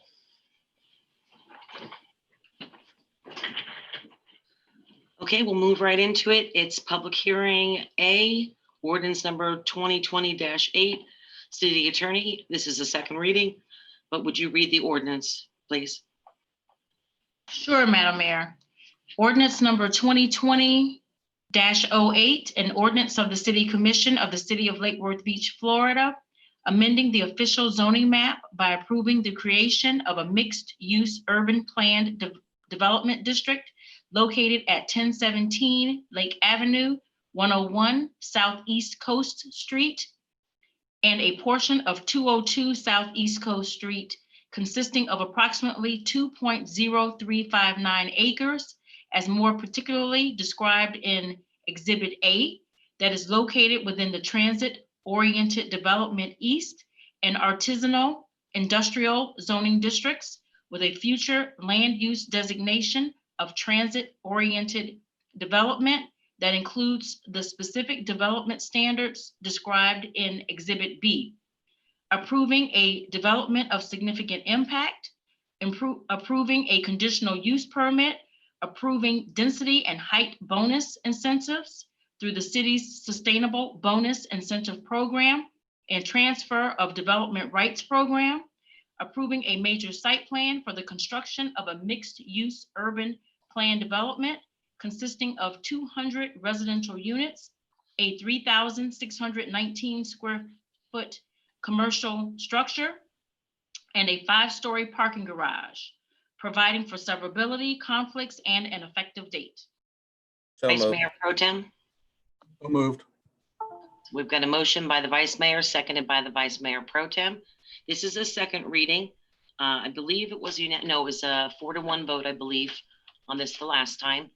Is there any additional information that needs to be brought? The presentations were all done. The groups that were here. I see. I have a public comment if. Hold on one second, Commissioner Robinson. I'm very much in favor of the project. I thought it could have been better. I voted against it. Major thoroughfare guidelines, I would like to be more adhered to. But I'm looking forward to the success of this project. Okay, thank you very much. We've got one public comment card. City Clerk, would you read it? Please. Sure. This is from Noam Brown at 1701 North D Street.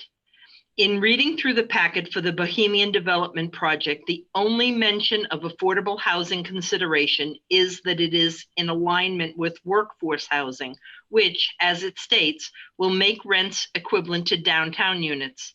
These assessments of what is considered affordable are out of touch with the financial reality of too many working people. This is not affordable for the vast majority. I also see this project exceeds the impermeable limit, but you're going to allow it anyway. Pavers is good enough to replace green space. In the discussions you've recently had about systemic racism, housing is a major aspect, and I think it's projects like these that push gentrification is part of the systemic part. You need to examine these kinds of projects in that context if you're going to be serious about addressing systemic racism, as you say you are. That's the end of the comments, Madam Mayor. Okay, thank you. Commissioner Hardy? Yes. First of all, I want to say that I agree with Noam in that we should assess the impact that new development will have on the housing market around it and on whether people will be able to continue to afford where they live as, you know, developments that impact the market are, you know, basically come out of the ground. I get that. And, you know, I think failing to do that, failing to kind of analyze these projects, you know, in that lens does have a disparate impact on people of color broadly. And, you know, what I'll say is that I support this project. Before I get to that, I also want to acknowledge that Noam is right when he says that these units are not affordable in the traditional sense. They're not. You know, there are in the affordable housing world, we talk about affordable housing and workforce housing as two separate things. And I do think that while this isn't affordable in the traditional sense, 60% of area median income or less, it still serves a purpose in that these markets are going to be, these units are going to be Class A units, but they are going to be significantly less than brand new Class A units pretty much anywhere where brand new Class A units are built in Palm Beach County, right? And what I think, Noam, is that gentrification happens when there's lots of development activity in an area, and that sometimes leads to displacement. I think displacement also happens when there's very little development activity in an area, and the housing supply isn't growing, but the population of the area is. And then basically you get lots of money chasing too few goods, in this case housing, and people get priced out, right? And I think that's what we're seeing in, you know, San Francisco, an area where money's flooding the place, but, you know, the people in the city really don't want to build new housing. So I think it's a balance, and I'm happy that these units are, that, you know, about 50 of them, I believe, or 45 of them are going to be below market. Below market is better than at market. And, you know, I think this is going to be a good thing overall for the city, but we do need to work harder to get affordable units, truly affordable units here in the city. But I support this project, and I'm looking forward to being at the groundbreaking and the ribbon cutting and so on and so forth. We've got a motion on the floor and a second. All those in favor state so by saying aye. Aye. Aye. All those opposed? Motion carries unanimously. Thank you, gentlemen. Thank you. All right, we're going to move on to unfinished business. This is item A. And hold on one second. This is an appeal. This is a quasi-judicial hearing, so let me do it according to the script, folks, okay? This is an appeal by Dan Waleski on behalf of Royal Building Group LLC, appealing the decision of the Historic Resources Preservation Board approving the construction of a new single-family structure with conditions at 403 South M Street. This is a continuation of a quasi-judicial hearing to hear an appeal pursuant to section 23.2-17 of the city's Code of Ordinances. If you will recall, the commission voted to continue the hearing from the June 16th commission meeting. We will continue where we left off, which is at the applicant's presentation. I will remind everyone who was sworn in previously that you are still under oath from the previous hearing. Before we get started, are there any questions or comments?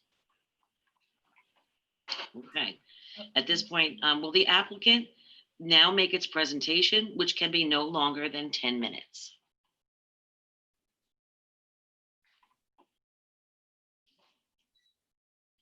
Is the applicant present? Hold on, they should all be moving over now. Okay. I see Mr. Waleski on the bottom of my screen. I don't know. Okay, is my audio working now? Now it is, yes. Hi, Okay, how great. are you? Hi, hello. Great. I don't have video, just audio, but I figure you're gonna want to look at the presentation anyway. Um,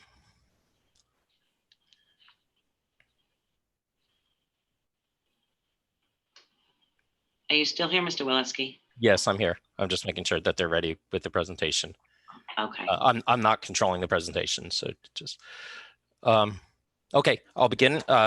Madam Mayor, Vice Mayor, Commissioners, thank you for your time. I also want to thank staff and especially the City Attorney for helping me navigate through this process. I'm here today to ask you to appeal conditions 7 and 8 that were part of the COA granted by the Historic Preservation Board February of this year. This first slide shows the proposed home that I'm looking to build. I live here in the city of Lake Worth. I live in the 607 North K Street, and I've lived here for 15 years.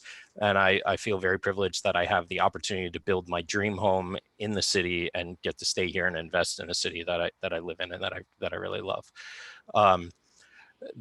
If we go to the next slide. The top photograph shows the home that was approved back in December of 2017 by the COA or by the Historic Preservation Board, and then the home that was proposed in February. The reason that I came back through for an approval is entirely my own fault. My primary business is building affordable housing, and I was very busy building a project in South Bay, and basically I just didn't have the capacity to build this home when I got it approved. I was ready. I got 2 extensions on it. I wasn't able to get another extension. And so when I came back before the board in February, I was presenting pretty much the exact same home. The only changes to it were to change the roof from an asphalt shingle roof to a white tile roof, which was something that the board had actually encouraged previously, and to amend the front door also to be more in keeping with the staff and the board's comments. Next slide, please.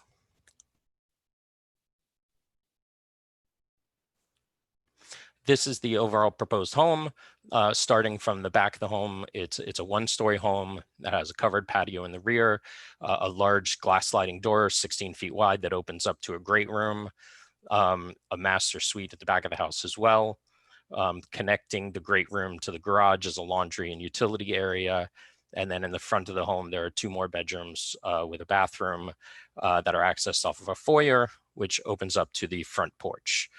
Overall, it's a 1-story home, 3-bedroom, 2-bath, 1,600 square feet approximately of living area with fairly large front and back porches to connect to the outside.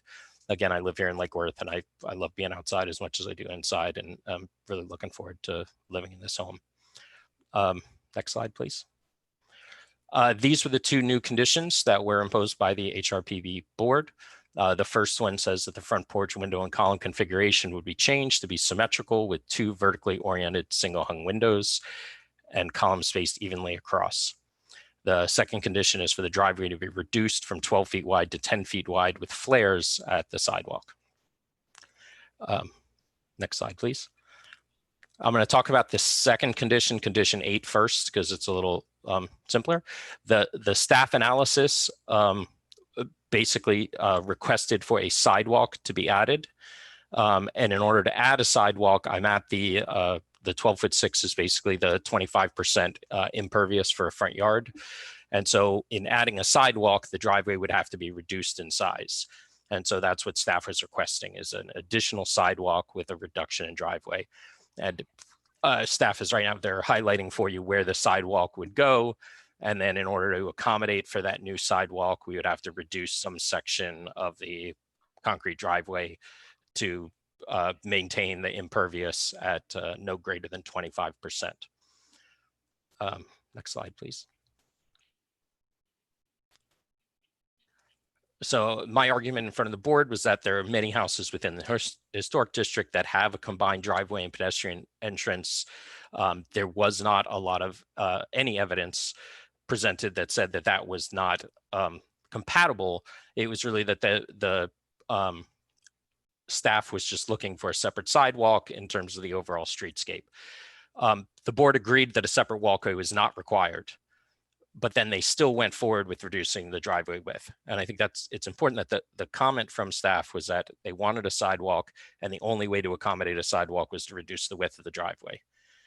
When the board rejected the item for the sidewalk, they then went ahead with the condition for the driveway. And if we could just go to the next slide. So again, what they're looking for is, if you can show that with the highlighter, basically we're going to take the request, or the condition is to remove basically a 15-inch strip from both sides of the driveway to narrow it down. But because it's got a 12-foot garage door, and because the curb cut is there, it would then flare out. So kind of like an hourglass shape where it flares out, reduces down to 10 feet in width, and goes back. This may seem like a very minor thing, and the reason why it's important to me is I really want to be able to park a car there and still have access. At some point, I think that one or both of my parents may be living in this house as well, and I feel like having access as they're aging for wheelchair or walker is important, as well as just being able to get trash cans, bicycles, other things past a car that's parked in the driveway. If you have a 9-foot or 10-foot driveway with a car parked in it, you don't have the ability to keep your trash cans in your garage and wheel them past the car. So you've got to take them out on the grass or not park in the driveway. And it's just, it may seem like a very minor thing, just a 15-inch strip on the side of the driveway, but it makes a big difference in terms of the performance. And specifically, it's arbitrary. There was not a specific reason. There was nothing reviewed by the board that said that you couldn't have a 12'6" driveway. And in fact, if we go to the next slide, these are two images that were shown. These are basically, one of these houses, 4 and 9 South M Street, is just one. There's just one block, one house in between this one and my property, and then the next one down is multifamily. Throughout the neighborhood, there are many examples of 12+ foot driveways throughout the historic district. It's not an uncommon thing to see. I can't present any other images because they would be new evidence, which is not permissible here. Next slide, please. In summary, the original home on this lot had a 16-foot driveway. I'm proposing a 12.5-foot driveway that's compliant with the land development regulations. Many homes have the same or wider driveways, and this exact same driveway was previously approved by the Historic Preservation Board. Next slide, please. The other condition is related to the front porch and windows. The columns right now are set up to be aligned with the structure of the building behind them. It creates a larger span in front of the horizontally oriented window, which allows for furniture to be placed. It gives a seating area on the front porch. I may put a porch swing there. It's just something that I really like. And I've really, again, this is my home that I'm going to live in. And I've spent a lot of time considering how I'm going to live in it and what I want. And for the board to recommend, what actually happened at the board was during the conversations related to the sidewalk, one of the board members asked Mr. Waters, who was in the audience at the time, what he thought of the sidewalk. He came up to the podium, or to the table where staff was, and the plans were put in front of him. And his first comment, just in looking at them, was, something to the effect of, "I'm still trying to get my head around the asymmetrical columns." And that's the first time that the issue with the columns being asymmetrical was raised to the board. The board immediately took that and went with it. Staff even defended the window. They stated the window was more in keeping with masonry vernacular, and they confirmed, which is true, that that I actually changed to this configuration based on staff's requests to be more compatible. The next slide, please. I did have an image here that would have shown what that looks like, but if you can imagine right where the red dot is now, there would be an added column here, and the large horizontal window would be replaced by 2 vertical windows that go a lot deeper. To have egress windows with a vertical window, you end up having an issue with being able to place furniture in front of it because the sill is lower. And if we go to the next slide, I need to do this fairly quickly. These are 2 photos that were also presented. The vertical window is very, very common in these. Asymmetrical columns also are. These were images that I had prior in my presentation, but I really didn't have a lot of images because I never thought this was going to come up. It didn't come up the first time. It wasn't part of staff's, so I didn't go around and take pictures of all the columns around the neighborhood, but there certainly are examples. The next slide, please. So in summary, the asymmetric columns are common and appropriate. They were previously approved. Staff provided 2 different reports to the board, neither time raising objections to them. It originated during the board discussion, and I actually requested for the board to either approve it as is or to provide me with a continuance so that I could gather additional information and bring it back to the board to show them that this is in compliance. But the board did not give me the opportunity to go get that evidence and bring it back. And because we're now on appeal, I can't present that because it would be new evidence. But I argued against it there, and I really just wanted to bring it to you and see if you agreed with me. There was no evidence reviewed by the board that was in support of this. Madam Mayor, the timer has run. Okay, thank you very much. Thank you so much, Mr. Boleski. Does any member of the public wish to make comment at this time? I have one public comment card. Okay. This is from Wes Blackman at 241 Columbia Drive. Madam Mayor and Commissioners, most of you know that I served many years on both Planning and Zoning and Historic Resource Preservation Boards. It's been a few years since I served in that capacity, but now I find myself occasionally assisting clients through the process when they want to make changes to their property. I happened to be in attendance for the February HRPB meeting for just that purpose. While there, I witnessed Mr. Walensky's request related to 403 South M Street and the discussion held between staff, the board, and the applicant. In the limited time that I have to comment, let me remind you of some important characteristics of this particular application.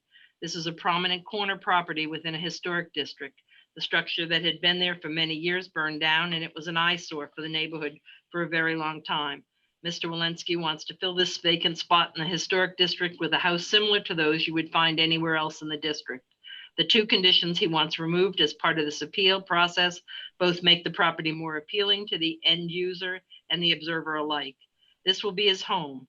It is not built to speculation. In fact, few would notice the difference once the house is built. Please vote in favor of this appeal. The city and the neighborhood will be better for it. It does not make sense to have 2 parallel strips of concrete with a narrower driveway in return. The walkway will be rarely used, but the driveway will be used daily, and twice weekly garbage containers will need to have to navigate the narrow driveway. The condition related to the windows on the eastern facade is an arbitrary design decision that borders on the HRPB being seen as the taste police. It is important that the HRPB function is not reduced to arbitrary decisions that make little difference ultimately, but somehow satisfy the moment at a particular meeting. Thank you for your thoughtful consideration. Thank you very much. At this time, does staff wish to make any additional comments?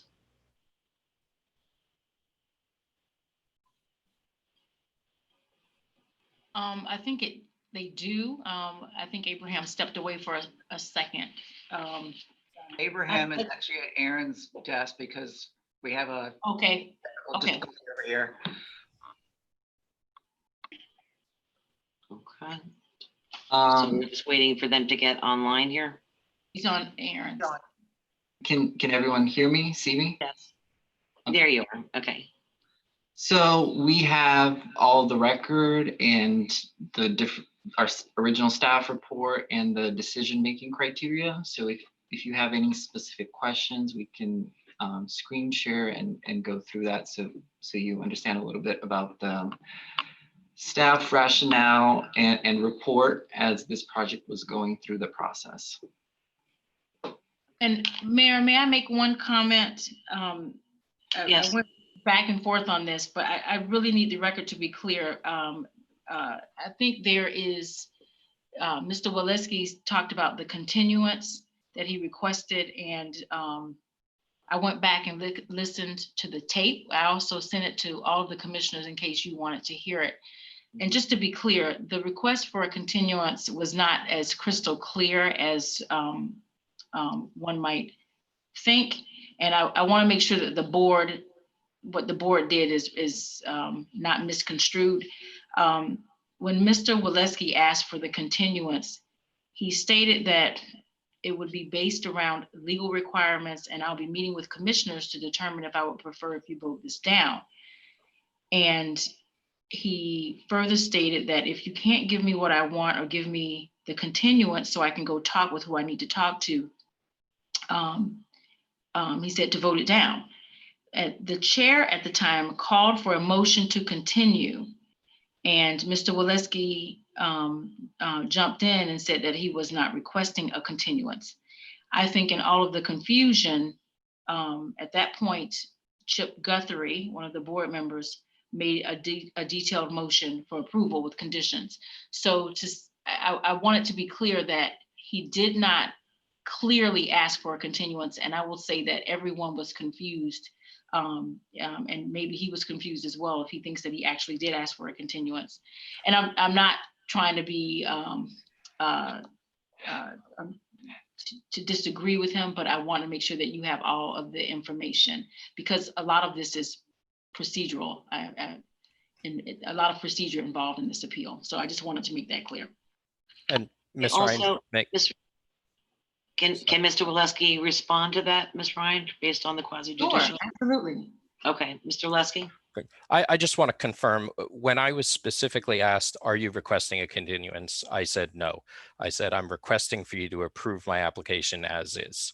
And I did tell them that if you're not able to approve it as is, then I would like a continuance. And my comments were that I would talk to the commissioners, but it was also, it was fairly lengthy. And that part of it, luckily, is preserved on the recording. Some of the recording was corrupted and the file isn't available. But during that segment of it, I specifically say that I'd want to go around the neighborhood, take photographs, and that the time wasn't for me to change the design, but for me to gather evidence, talk to the commissioners, talk to everyone that I need to, so that I could come back before the board and argue that the point more equipped with that information. And they asked me, are you seeking a continuance? And I said, no, I'm seeking approval as is. But if you can't give me that, then I would like a continuance. Okay, thank you very much, Mr. Waleski. I think that it's usually not our point. A lot of these details, that go into this and the presentations, you did not, well, actually, City Attorney, did Mr. Waleski present a PowerPoint like we just saw, or a presentation to the, I don't recall ever seeing that. I'm almost certain that he did not have a formal presentation, that there was only staff's presentation and Mr. Waleski just spoke. Correct me if I'm wrong, Mr. Waleski, but I think that's correct. Mr. Waleski, is that correct? I use the images you have as part of your packet. I believe there's a color rendering, there's the floor plans, there's a streetscape with photos. So I did go through each of those images, but that was the presentation. There was about just 6 or 7 slides that showed the building and some comparable properties. Okay, because I just think that normally we allow HRPB to go through the process. I know that it was mentioned that that there are no rules to say that, but there are actually rules in place for historic resources preservation. But I don't know if it's our purpose to actually go through that. I think that if you want a second round with HRPB, I think we can probably send it back to HRPB now, knowing that that's what was your original intention as it was. I'm sure all the commissioners have several comments on that, but we usually rely upon HRPB to do that and then make our own decisions. But I do know that there are certain rules in place that say, this has to be X inches wide, or this has to be whatever in historic neighborhoods. So I don't know what my fellow commissioners would like to do at this point. It would be my recommendation to send it back to HRPB and let him do his full presentation. And if needed be, then we would see him again. But I don't know what your thoughts are on that. First up is Commissioner Hardy. I just want to be clear, what's the standard of review here?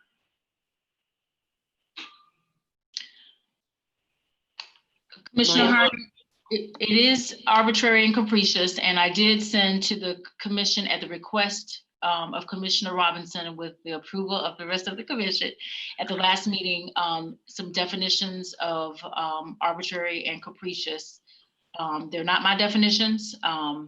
If you'd like me to, there's only one real section that I gave you a 2-page document, because that's what lawyers do, but there's only the portion in the middle that I highlighted is really, to me, the core of arbitrary and capricious. And I can read it out loud for those who. Please do so, Pamela. That would be helpful. Thank you. Sure.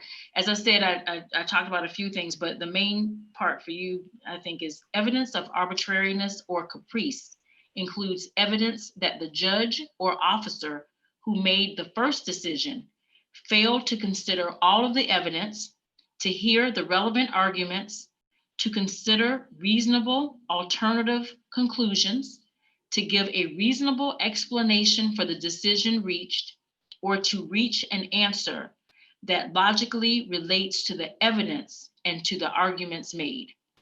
Evidence of bias, vindictiveness, personal animosity, conflict of interest, or incapacity may also demonstrate capriciousness. Right, thank you. And, I asked you to read that because that to me sounds like a very high bar, right? It sounds like a very high bar to me, and based on the record that I've looked at, that staff has presented, and that even Mr. Waleski has presented, it doesn't appear that that's the way that the body behaved. And I just don't think that the burden of arbitrary and capricious hasn't been met here, although there might be good arguments if this were HRPB, right? If we were HRPB, there might be good arguments not to impose those conditions. I'm not, that's a back and forth, but we're here trying to assess whether or not HRPB acted arbitrarily and capriciously. And given the definition of that, I don't believe that that's the way that HRPB behaved. So I'm not going to opine on whether it was a good thing or a bad thing to ask for, the symmetrical windows, to ask for the column, to split the two columns, to ask for him to narrow the driveway. It just does not appear that HRPB acted arbitrarily and capriciously. I know that we have a process to get to a motion, but when we get to that place where we're ready to make a motion, I'm prepared to make one. Thank you very much. Commissioner Robinson. I just thank you, Pamela, for the information, the definitions. Subjectivity wasn't mentioned. Reasonable is, and I have to think, in seeing the evidence from both sides, reasonable goes to the applicant, in my view, and there have been several appeals coming from the board, and it really pains me to not be in agreement with their judgment on this case, but I think that in the interest of ownership, property rights, and I see nothing unreasonable about what was proposed, and I can only understand that the stubbornness enters into it, personalities or whatever you want to call it, egos, or it came down to if you don't do this, I'm going to do that on both sides. So I have to agree with the appeal because in my judgment, it was the criteria of symmetrical. They were, the appeals of the driveway are reasonable. The conflict between the applicant and staff and the board was disappointing, and it's presents a negative sense to the good, all the good that historic preservation does.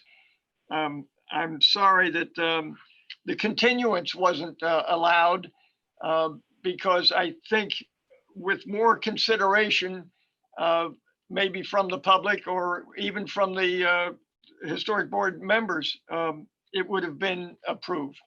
I would hope that we can move forward in a positive sense with historic preservation and a new home on South M Street. Thank you very much. Vice Mayor Pro Tem? Thank you, Madam Mayor. You know, the issue of historic preservation and the function of the historical preservation board and the things that they have to consider, you know, the statutes, state statutes when it comes to historical preservation, local codes or whatever, are very, very complicated. They're very complicated for the average person to try to follow along. What I'm kind of curious about in this case is from 30,000 feet from a layman's perspective. It appears to me at one point he had an approval for his project, okay? For a reason, project had to come back to a different, what ultimately ended up being a different body for reconsideration. And I'm not really sure why. Attorney, could you explain why we had to bring this back to us, you know, to the board again, which ultimately ended up being a different body? Madam City Attorney? Sure. And I think Mr. Walewski explained that it was his fault. He got an approval, and well, at first I believe it was not approved, and then he made some changes and he got an approval. But you only have so long to get a building permit.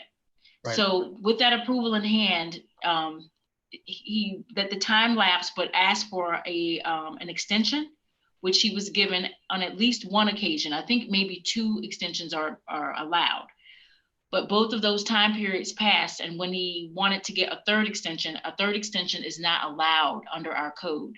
So it expired. In the meantime, there were new design guidelines that were approved by the commission, and there were new board members. So although he went back to the same quote unquote board, it was a makeup of different board members who have different things to bring to the table. So the approval that you got in 2017, especially with new design guidelines, one should have at least expected that there may have been a difference of opinion. Maybe not, but there should not have been in my opinion, the assumption that it would automatically get approved, and it didn't. There was a very different discussion, and the result was different from the second time that Mr. Walensky came to the HRPB. That's what happened. Thank you, Madam Attorney. You know, one of the biggest challenges we have as public servants is sometimes we have to referee. And, you know, we've said for many, many years that we want to, you know, find a way to say yes to folks when they're investing their money here in the city.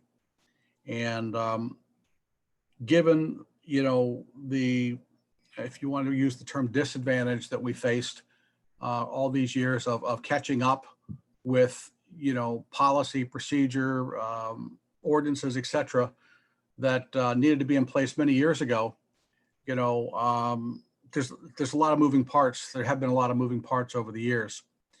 And it just seems to me that, you know, Mr. Walewski's explanation for the delay of getting his permit was that he was tied up in a project in South Bay building affordable housing. You know, if we are to assume that that certainly is the truth, then I can understand given, well, heck, we get phone calls all the time about people can't get the permits and there's delays from the city and this, that, and the other thing. So we don't know exactly what he had to go through with his other projects or his work life is concerned. It just seems to me that, you know, if you look at everything in the context and the fact that this, you know, was a property that burned down, it was left there for quite some time before it was ultimately raised, and we've got someone who's willing to invest. They went through the process. normally we'd say, well, we got to be a stickler for the rules.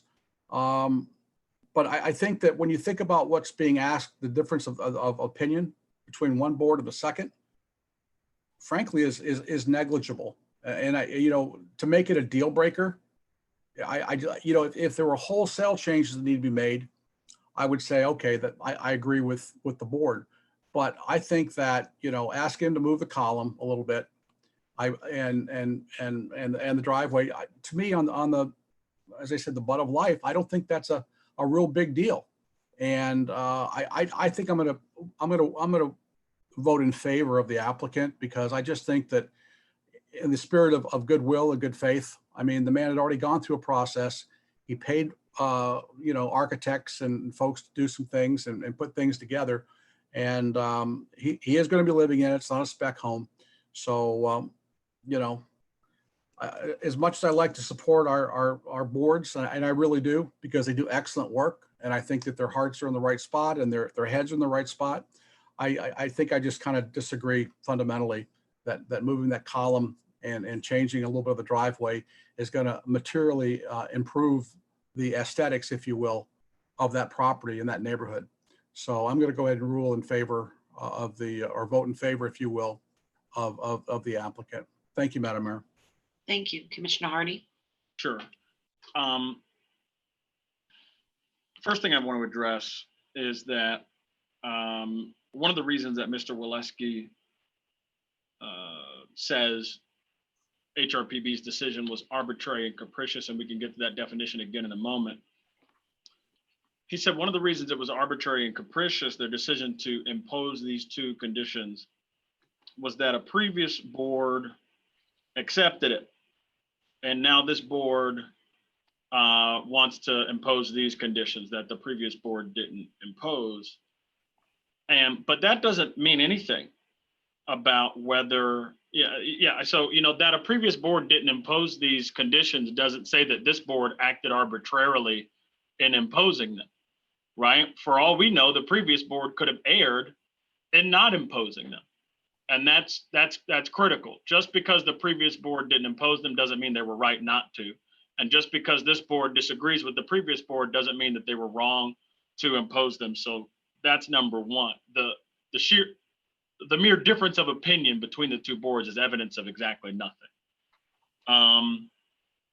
Secondly, we may say that if we were on HRPB hearing this case from the very beginning, that we would have voted differently with respect to these conditions. That can be true, while also it being true that HRPB didn't act arbitrarily and capriciously. That's crucial. And let's ask again I just want to hear the standard again. Can you read the definition of arbitrary and capricious again?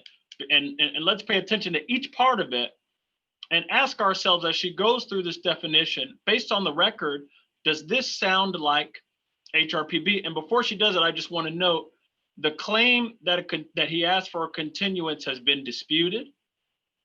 And the evidence, our attorney tells us that, he did not clearly ask for an continuance. So let me hear that definition and let's pay close attention to each part if we can, please. City Attorney? Sure. And again, this is, I gave you a few different definitions, but this is the one that seems to be most precise. So I'll read it again.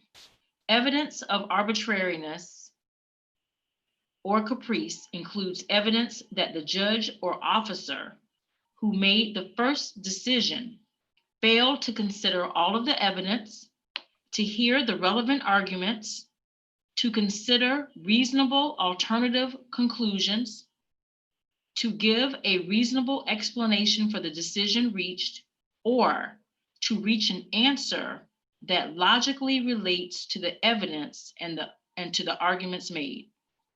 Right. Evidence. Okay. Sorry. And so, staff made a presentation based on their expertise and their knowledge of the code. and they made recommendations to the body based on their knowledge and what they understood. And there was a fulsome discussion and a fulsome back and forth. And Mr. Waleski certainly made his points, and staff made theirs. And there's a difference of opinion. And just because there's a difference of opinion doesn't mean that HRPB in imposing these conditions acted arbitrarily and capriciously according to that definition. It seems to me to be a very high bar.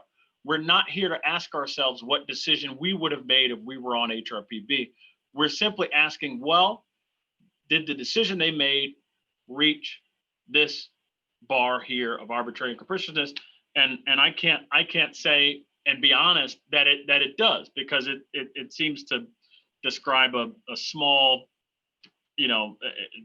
something other than what happened there. The last thing that I'll say is, I believe that boards and this body should find ways to get to yes, right? But again, that speaks to how we would act if we were on HRPB. It doesn't speak to how we're supposed to act as, in an appellate capacity. But I just want to say, they told him he could build a house. They didn't say you can't build a house. All they said is, yes, build this house with two minor, he says, conditions of approval. And if they're so minor that they don't make that big a deal, why are they so major that it requires an appeal? That's the question. So if it's not a big deal that we're going to subtract two feet off the driveway, and if it's not if it doesn't make a huge difference that we're going to make the porch symmetrical, and symmetry is a major deal in architecture, and in aesthetics. And if it's not a big deal, that we're going to put that column there and the windows there, then why are we here if it's not that important? And so I don't know why we're here. I don't think the board acted arbitrarily and capriciously. And are we to the point where we're making a motion? Are we all done deliberating here? No, I don't believe so. I have a couple of things I want to do. I see Commissioner Robinson's hand is up. Commissioner Robinson? I just want to say again that reasonable is reasonable, and symmetry to the window is versus the porch. And the reason we're here is because we still have property rights, and he's appealing because he wanted to build what he wanted to build, and staff decided that they didn't like what he wanted to build, and then the board decided to side with the staff. And then we get into a yada yada yada back and forth. That's why we're here, and I'm ready to move on, but let's hear from everybody before we vote. The mayor's muted. Vice Mayor, I saw your hand was up, and then it went down. Most of my questions were answered.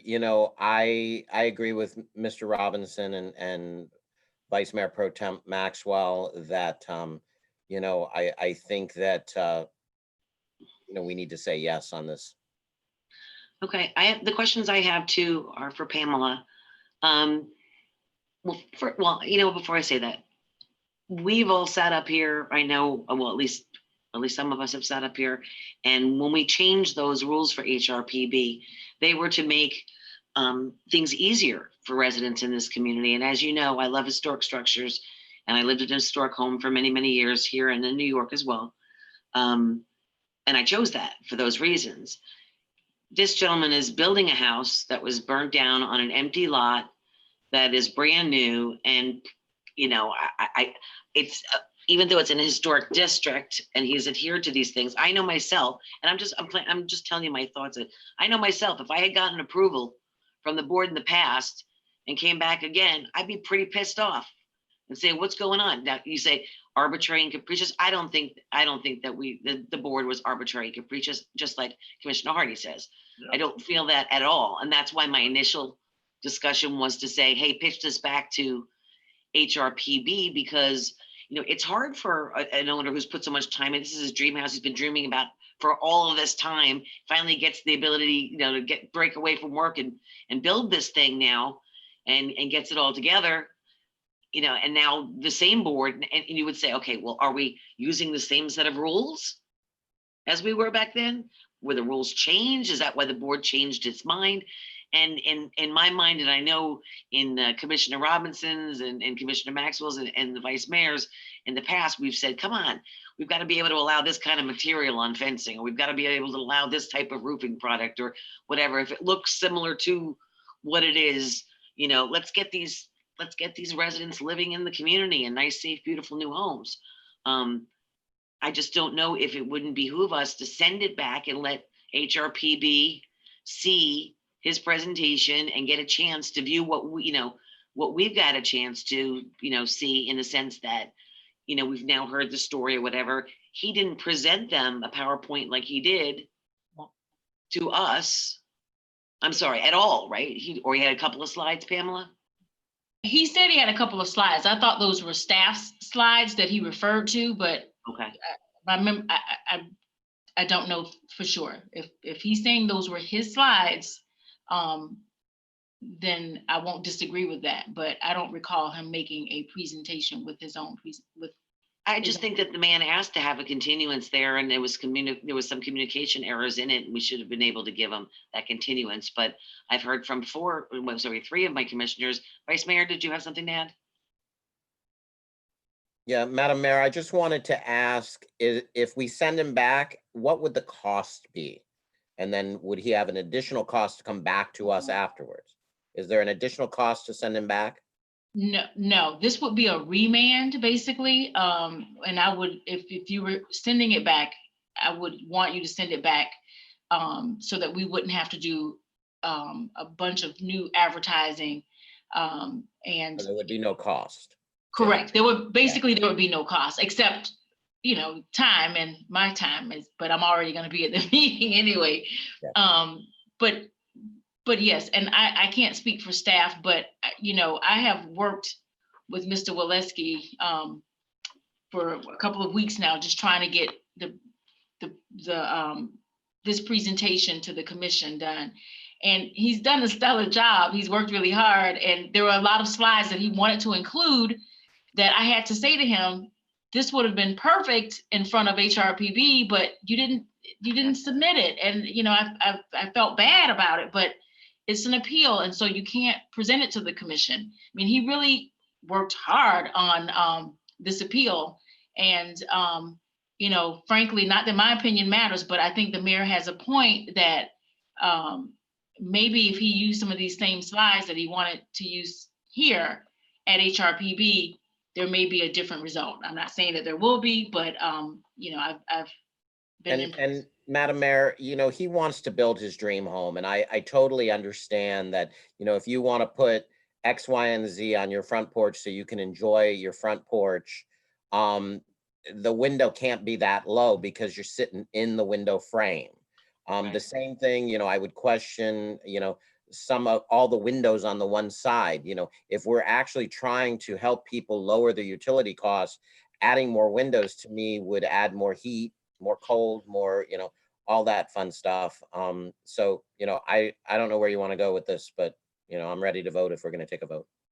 Okay. Commissioner Hardy? Yeah. So I'm glad that the mayor agrees with me that the board did not act arbitrarily and capriciously. But what that means is that we have to deny his appeal and uphold HRPB's decision. That's literally what that means. So, we agree that he didn't, that HRPB's conduct wasn't arbitrary and capricious. Therefore, we must. It's like saying the glove doesn't fit. We must, in this case, accept HRPB's decision. And on the question of whether, because that is a part of the definition of arbitrary and capriciousness, whether they considered all the evidence. They considered all the evidence that was presented to them. And crucially, it's his job. It's his job to present his case. And so he was not prepared. And that's not, that he was not prepared to furnish the board with with evidence that he felt was reasonable, is not the fault of HRPB and should not go to the idea that they acted arbitrarily and capriciously. Given all the things that happened in that meeting, which is the only thing we're allowed to consider, I don't see, just as you said, Madam Mayor, that we can say they acted arbitrarily and capriciously. You know, the other thing is, and this goes to my last point, also to what multiple people have said here, I just want to be clear, they're not denying his project. They approved his project and said 2 minor changes must be made. And he's here because he wants to do it a very specific way. And what I've heard repeatedly is that, well, basically it's his house. You know, this is Burger King. He should be able to have it his way. But he can't have it his way because we have a code of ordinances that says people who are building stuff in this area has to have it a particular way. And it outlines a process that he followed that involves staff, and it implicates a board that made a decision about whether or not what he did meets the standards that we have in our city. And so, you know, I don't see this as a question of us turning down an investment. I see this as an issue of we have a body of ordinances about historic preservation and architectural style and all these things. And either we have them or we don't, right? So if we tell HRPB, if we second guess them, right, what we're doing is encouraging people to pretend as if we don't have a whole bunch of guidelines for how things should be built in certain neighborhoods. And it's not just a challenge to HRPB's judgment, it's a challenge to the entire historic resources body of law that we have here. And I would be very careful not to second guess HRPB based on this. This is not the appeal to Grant. There may be appeals in the future to Grant, but I don't believe that this is the one. As much as I empathize with Mr. Waleski, I don't believe that this is the one. Thank you. Commissioner Maxwell? Thank you, Madam Mayor.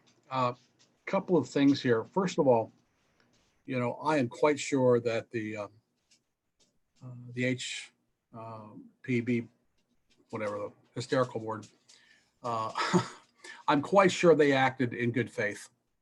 I really believe that. I don't think that, you know, I tend to agree that there was no, I don't believe it was arbitrary and capricious. However, I think there's a comment that was made by Mr. Walensky that was kind of nobody's touched on yet. And maybe we need to dig a little bit deeper into that. And that was a comment that centered around William Waters approaching the microphone to speak about this project.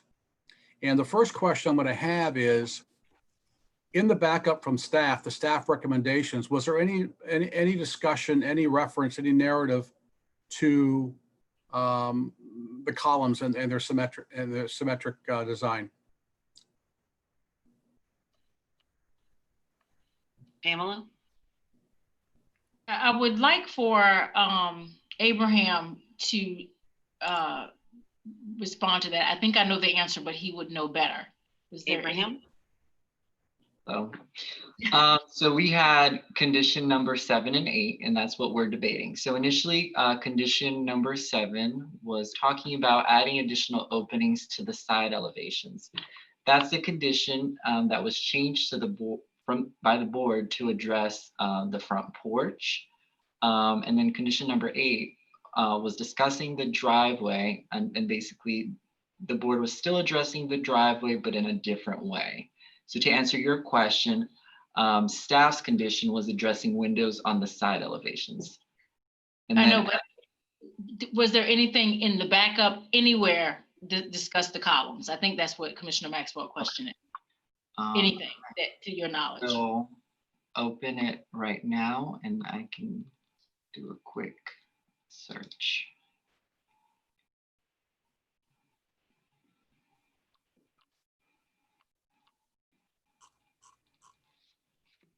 Mr. Waleski, do you have a thought on it?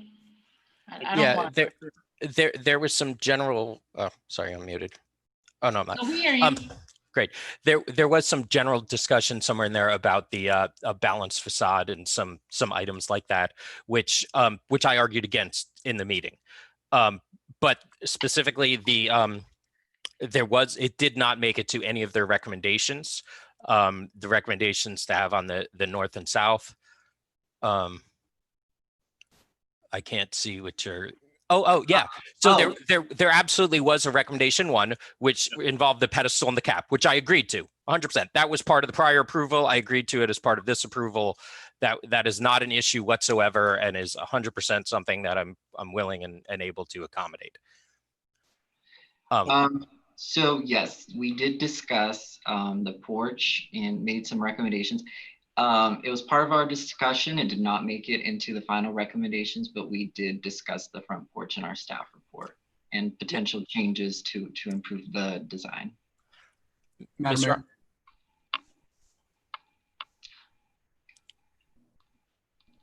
Muted.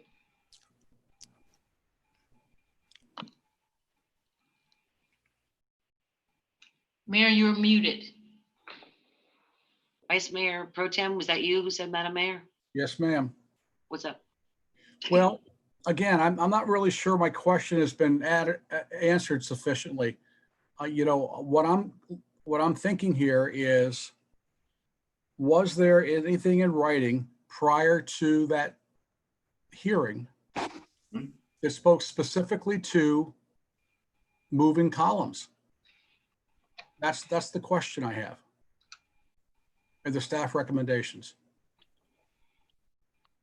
I think the answer to that is no, not specifically to that issue. Yeah, but I think what Abraham is saying is that there was a general discussion about, or a specific discussion about the porch and the layout of the facade on the porch. Yes, we did talk about the column capitals and base, as Mr. Waleski mentioned. We did not have something that specifically said, you know, add an additional column, but we did have some comments about the front porch. Okay, I need clarity here. So this general discussion that you had took place prior to putting the staff recommendation in writing. Is that what you're saying? I'm reading off of the staff report in the review of the proposal. So that's a yes. So is my screen up? Can everyone see my screen? Yes. Yeah. So in this portion, here is where we talk about the porch. But are we tasked to talk about design tonight, or just talk about? Well, look, I have a reason for going down this road. Thank you. Okay, and frankly, what I'm getting at is, you know, and I haven't had a chance to read through all this that's highlighted here, but it just seems to me a comment was made that William Waters made a comment that he's still trying to wrap his mind around the columns. Well, first of all, you know, as much as I, you know, respect William Waters, I'm not really sure that's an appropriate comment that you make. I mean, I think you need to speak specifically to what the staff recommendation has been. Okay, and that to me just came out of left field. If Mr. Walensky is how it actually happened, you know, just to throw something else in there that really isn't in the report, I think the possibility of a power suggestion as far as the members of the board is concerned, something they hadn't thought about that wasn't in their backup, and somebody gravitated potentially to that. Now, I don't know definitively that that's what happened, but certainly I think it's reasonable to think that it could have happened. And does that bring us to, you know, I don't know. Look, I don't know. What do we gain at the end of the day? What do we gain by sending this back to the board? If they're gonna come back and say essentially the same thing, then does Mr. Walensky have to, if he's going to appeal, if he wants to appeal at that point, is he going to have to, you know, have a different reason for his appeal? I mean, are we prolonging the possible inevitable is what I guess I'm getting at. for something that is kind of minor. And look, I respect the folks on the board. They're very smart folks. They bring a lot of good skill sets to the discussion. But to me, this is like a nickel holding up a dime on a person's dream home, frankly. When Thank you. In the context of all the other architecture we have in the house. And look, it's no secret that I'm not the world's biggest fan of historical preservation here in the city of Lake Worth Beach. I opposed it. I didn't vote for it back in 2002. And we've talked about that ad nauseum. You know, we have folks sometimes that are true purists when it comes to historical preservation. And I think that those bars sometimes are just set too high to get us where we need to go in our efforts to say yes. So that's all I have, Madam Mayor. Thank you, Commissioner Robinson. I really appreciate the volunteers that spend a lot of time debating whether the column should be here or there. And if we can't make a decision tonight, it's only going to further the time and effort on staff and the applicant. I think reasonable decision is part of arbitrary and capricious is a lawyer phrase for reasonable. And what the applicant is asking for is reasonable. I think we could vote at least tonight and move forward without too much further legal discussion on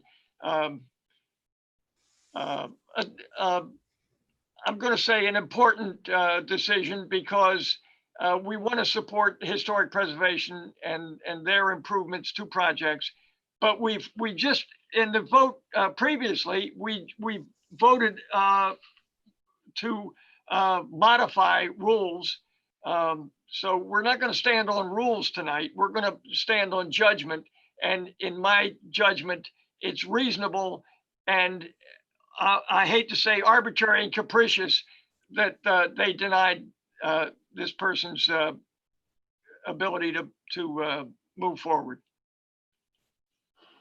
Okay, Commissioner Hardy. Yeah, I just so now we have 3 people on this board who say that the board's decision probably was not arbitrary and capricious. And I said it was. No. Mayor Triolo said it. I said it, and Commissioner Maxwell said it. But I think what is bothering a lot of us, and probably also me too. I mean, I'm you know what's bothering a lot of us is that we disagree with the judgment that the board made, right? But that's not what we're allowed to do by law here. We're not allowed to second guess the board in that way. All we're here to do is to ask ourselves, when the board considered this issue, did they basically close their eyes to every piece of evidence that was put in front of them and saying la la la la la and made a decision not based on anything? Okay.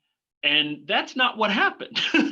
That's not what happened. And that's what makes arbitrary. Now, you know, if we have a problem with that, if we think that we should be allowed to look at these issues brand new as if we were the board, then we need to amend our code for these quasi-judicial hearings and these appeals to allow us that authority. But we don't have that authority. 3 of us have said this probably isn't arbitrary and capricious. 3 of us have said that's a really high bar. I don't think they got there. And it may be true that this is a nickel holding up a dime, but we have limited power in our quasi-judicial authority. You know, folks, you know, especially conservatives talk about the limited power of the judiciary.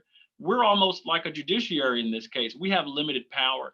And I think if we go back and second guess the substantive judgments of HRPB and go beyond the narrow question of when this presentation was made by staff and by the applicant, did the board essentially close their eyes, close their ears, sing a song, and throw a dart at a wall to decide how they do this? That's not what happened. And it's unfortunate, but they approved his project. He can build quite a lovely house. He just has to stick with the conditions that the board provided, which were not arbitrary or capricious, according to the 3 of us. Vice Mayor Pro Tem. You're muted. You're muted. Thank you, Madam Mayor. You know, well, I did say that I don't believe this was necessarily arbitrary and capricious, and I do believe that the folks acted in good faith. There's a part of me though that questions the power of suggestion on something that wasn't in the backup. And we have no way of knowing, if that influenced a board member or, you know, to go down that road. And as long as there's a question mark, then doesn't that also mean that you could question whether or not the decision was arbitrary? Because they didn't consider all the evidence. They actually took in new evidence that wasn't there in the backup. May I answer that? From Mr. Waters, is that what you're referring to, Commissioner? Correct. Maxwell? Okay, Commissioner Hardy, do you want to answer that? Yeah, well, you know what I'll And just say is, just briefly though, because I want Commissioner Robinson to have a chance to. sure. That is not what we're here for. All the evidence at that hearing was new evidence, every bit of it, because none of it was presented to the board until that point. Everything in the staff report is suggestive to the board members. And so it's, you know, I get that it kind of sucks and it leaves a bad taste in our mouth, but the board considered what staff told them in writing and in person. They considered what the presentation that Mr. Waleski gave them, which was the presentation that he chose to give, okay? And that's what they considered. And on the basis of that, I don't see arbitrariness, and there may be a question, but that's not evidence of, we need evidence of arbitrariness and that we question whether it was arbitrary and capricious doesn't mean that there's evidence it was. And so at best, there's maybe a question. And we have limited authority here in our role as a quasi judicial body, and I would like us to stick to that limited authority. And so I empathize with the gentleman, but I can't say that what the board did was that I have tons of evidence that this is arbitrary and capricious. At best, there's a question at best. All right, do I have a motion, anyone? Vice Mayor Pro Tem? Madam Mayor, can I address anything? Where, Mr. Walensky? Yes. Yes, I just one. Okay, go ahead, Mr. Walensky. Just very briefly, I'd just like to address Mr. Hardy, and I appreciate your technical approach to this and how you're looking at it. I want to emphasize to you that if you look at the minutes of the meeting, staff did not recommend to the board to modify the columns because of their symmetry. Staff did not recommend to the board to change the window. In fact, staff defended the window as being more historically appropriate. They said that it's a quote in the minutes in my presentation, but I believe it was Mr. Abram who said that Mr. Solsky changed the design to be more in keeping with the masonry vernacular building. He changed the window. He goes on in that he definitely does say that squatter horizontal windows are more in keeping with the masonry vernacular. The point that I want to bring up to you is that I presented evidence supporting my case. The staff did not make recommendations to change these columns and windows, and the board reviewed no additional evidence. There was no evidence that the board reviewed that said 4 columns looks better than 3. There were no additional photos. There was literally no additional evidence reviewed by the board other than evidence supporting my case. Madam Mayor? Actually, I have Commissioner Maxwell had his hand up before Mr. Walensky, so he's got the floor first. Okay. Okay, thank you, Madam Mayor. Look, I'm coming at this from the perspective that the board members get prior to the meeting with staff recommendations in it. Okay, when Mr. Waters was called to the microphone, he apparently, and again, I based on what Mr. Walensky says, if Mr. Waters wants to contest whatever, that's fine too. But in absence of him disputing that, he kind of made an offhanded comment, you know, that It shouldn't have been made. I can't wrap my arm. I still can't wrap, before he said anything, before he answered the question, he said, I can't wrap my head around the columns. If concern of Mr. Waters, if that was a concern of staff, that should, I would think, specifically be enumerated in the staff report. I mean, that's all I'm trying to say. Look, this isn't completely clean. I don't think everybody's got clean hands here, but you know, I think that, and I agree with Commissioner Hardy. It's very important that we adhere to process. I really, really believe that. I'm a stickler for process, but I'm also, you know, a stickler for finding a way to say yes in this community. You know, we've had so many situations over the years where misunderstandings have left to people leaving town without investing. We've had so many examples in the past of people submitting their projects only to be approved, and then they think they're approved, and then something happens and there's a new condition put upon them. You know, and this is all an effort in, you know, we're all trying to clean as we go on. I just don't think that this whole situation merits going back to the board, but you know, I'll certainly go with whatever the body decides. And I guess I would ask the city attorney just to tell me, you know, which way is up as far as how we need to deal with this. City attorney? You're dealing with it. So if you vote to, if your motion is to uphold his appeal, which is essentially reversing the decision of HRPB, then it will require a 4/5 vote. That means 4 out of 5 of you have to vote in that way. That's because that's what your code of ordinances says. If you remanded it, which I thought was interesting, that would only require a majority vote. So a vote to remand is majority. A vote to reverse is a super majority, and a vote to just approve, to leave it as it is, to uphold the HRPB is a majority vote. Question. Point of information. Yes, Commissioner Hardy. What's the difference between remand and reverse? I thought one reverses to remand. No, if you reverse, then he will get his, because you're reversing only the two, he's saying. Oh, okay, so we could just, okay, I see. Yes, I see. he's saying, please approve my project and strike conditions 7 and 8. Right. And okay. I will add that because the board, HRPB struck staff's conditions, they struck staff's conditions and put new conditions on. So if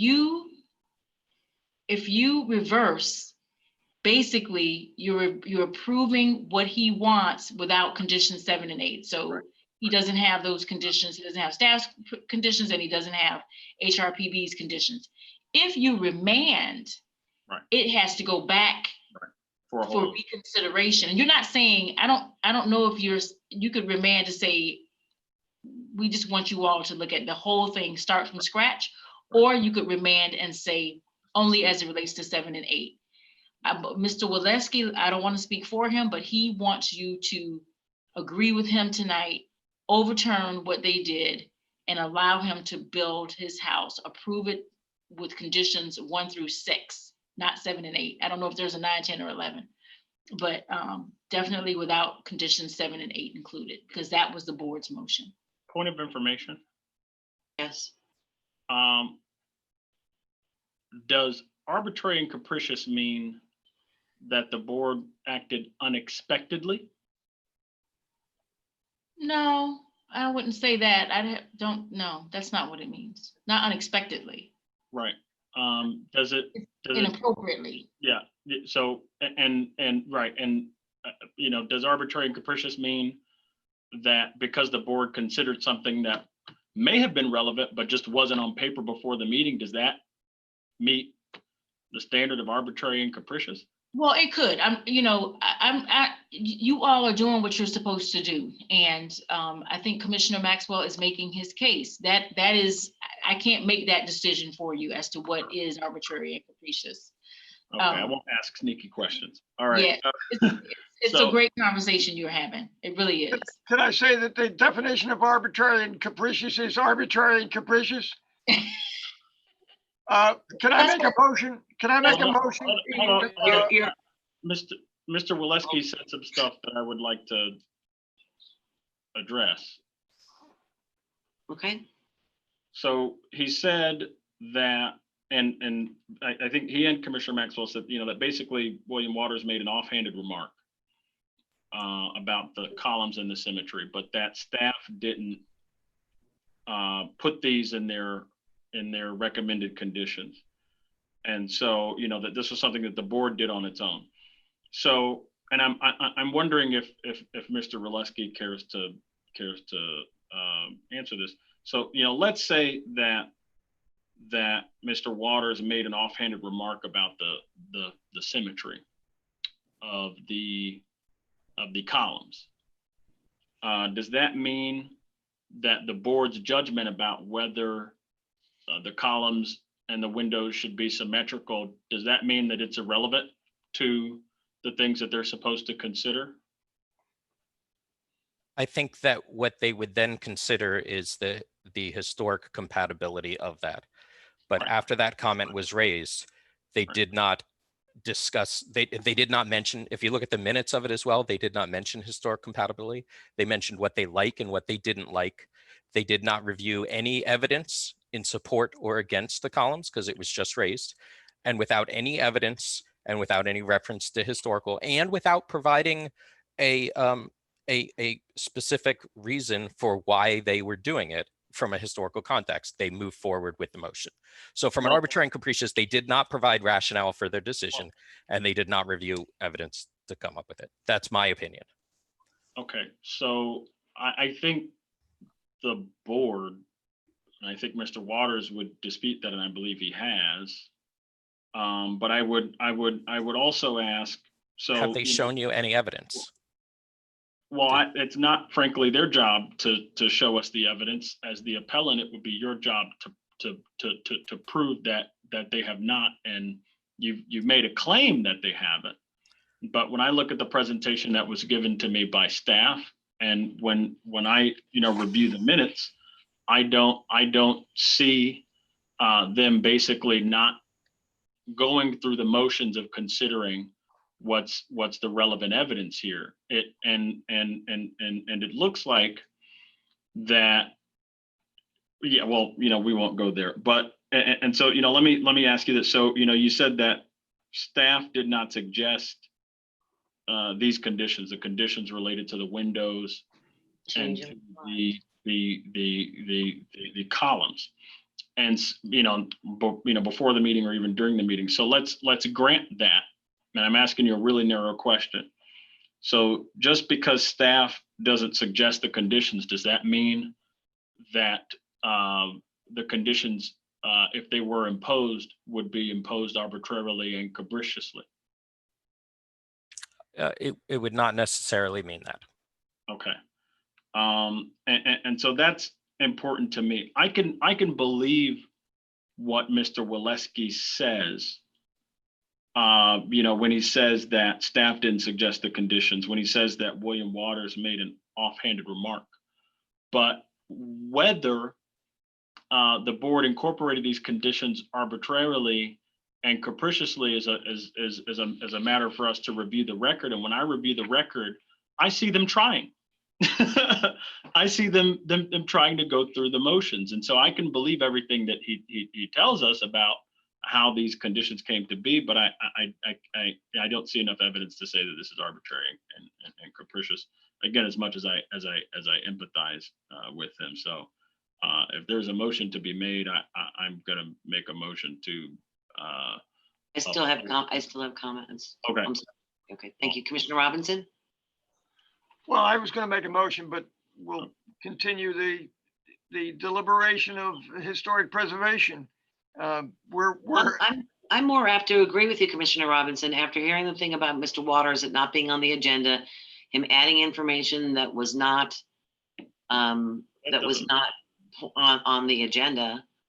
It wasn't a discussion. I mean, he brought an item to it for them to discover or introduced an item that was not any part of their agenda until he entered the room. So that bothers me. It does. Commissioner Harney? Sorry. Well, yes, that may be bothersome, but the question is, does that mean the board's decision was arbitrary and capricious? And when I try to draw the line from, well, Mr. Waters said things in the meeting that wasn't in the staff report to, therefore, the board's decision was arbitrary and capricious, there's a gap between those two, between that fact and that conclusion. And so, you know, I'm apt to say that, you know, it was not an arbitrary. It could be that it didn't go the way we would have liked it to go, but that doesn't mean the board's decision was arbitrary and capricious. It could be that William said things that wasn't in the report. Doesn't mean it was arbitrary and capricious. And so I understand. You and I have been, you know, I said from the very beginning, the best thing to do with this is to send it back to HRPB, because I think that they could reach, I mean, the whole reason we changed it from code enforcement to code compliance was that we want people to invest in our neighborhood and get up to speed and get up to code and do something, not to be negative, you know, Nancy's, sorry if your name is Nancy. But you know, it's not to do that. I just feel I feel right now, I've seen this happen before in certain board meetings when certain people walk in and introduce another opinion to it, and it turns the whole thing on its head. At this point now, I think that I'm more leaning toward Mr. Walewski's feelings on this. I do know from a personal standpoint now, putting my mayor hat down, I agree with Mr. Walewski 110%. He didn't come there prepared. You mentioned earlier, maybe he didn't because he was already approved, and he would think that the rules that he had the first time, he would have had the second time because the rules are the rules, and he should have gotten approved. So at this point, I'm ready to entertain a motion. I move. Well, may I? Sure. Yeah. So, you know, I because I don't think the board acted arbitrarily or capriciously. I just think they acted in a way that we don't like. I move to uphold their decision. Okay. And do I have a second? Motion fails for lack of a second. Anyone else want to make a motion? I move to remand the decision to HRPB so that they can consider it, these particular conditions anew. I have a second. Motion fails for lack of a second. Anyone else want to try? Yes, Hey, I move to accept the appeal. And I think we can justifiably say, under a different definition of arbitrary and capricious, that we're within our rights to accept the appeal. do I have a second? Second. All those in favor state so by saying aye. Aye. Aye. All those opposed? Nay. Motion carries 4-1. Okay. Well, at this point, I will entertain a motion to adjourn. So moved. Second, Second. all those in favor state so by saying aye.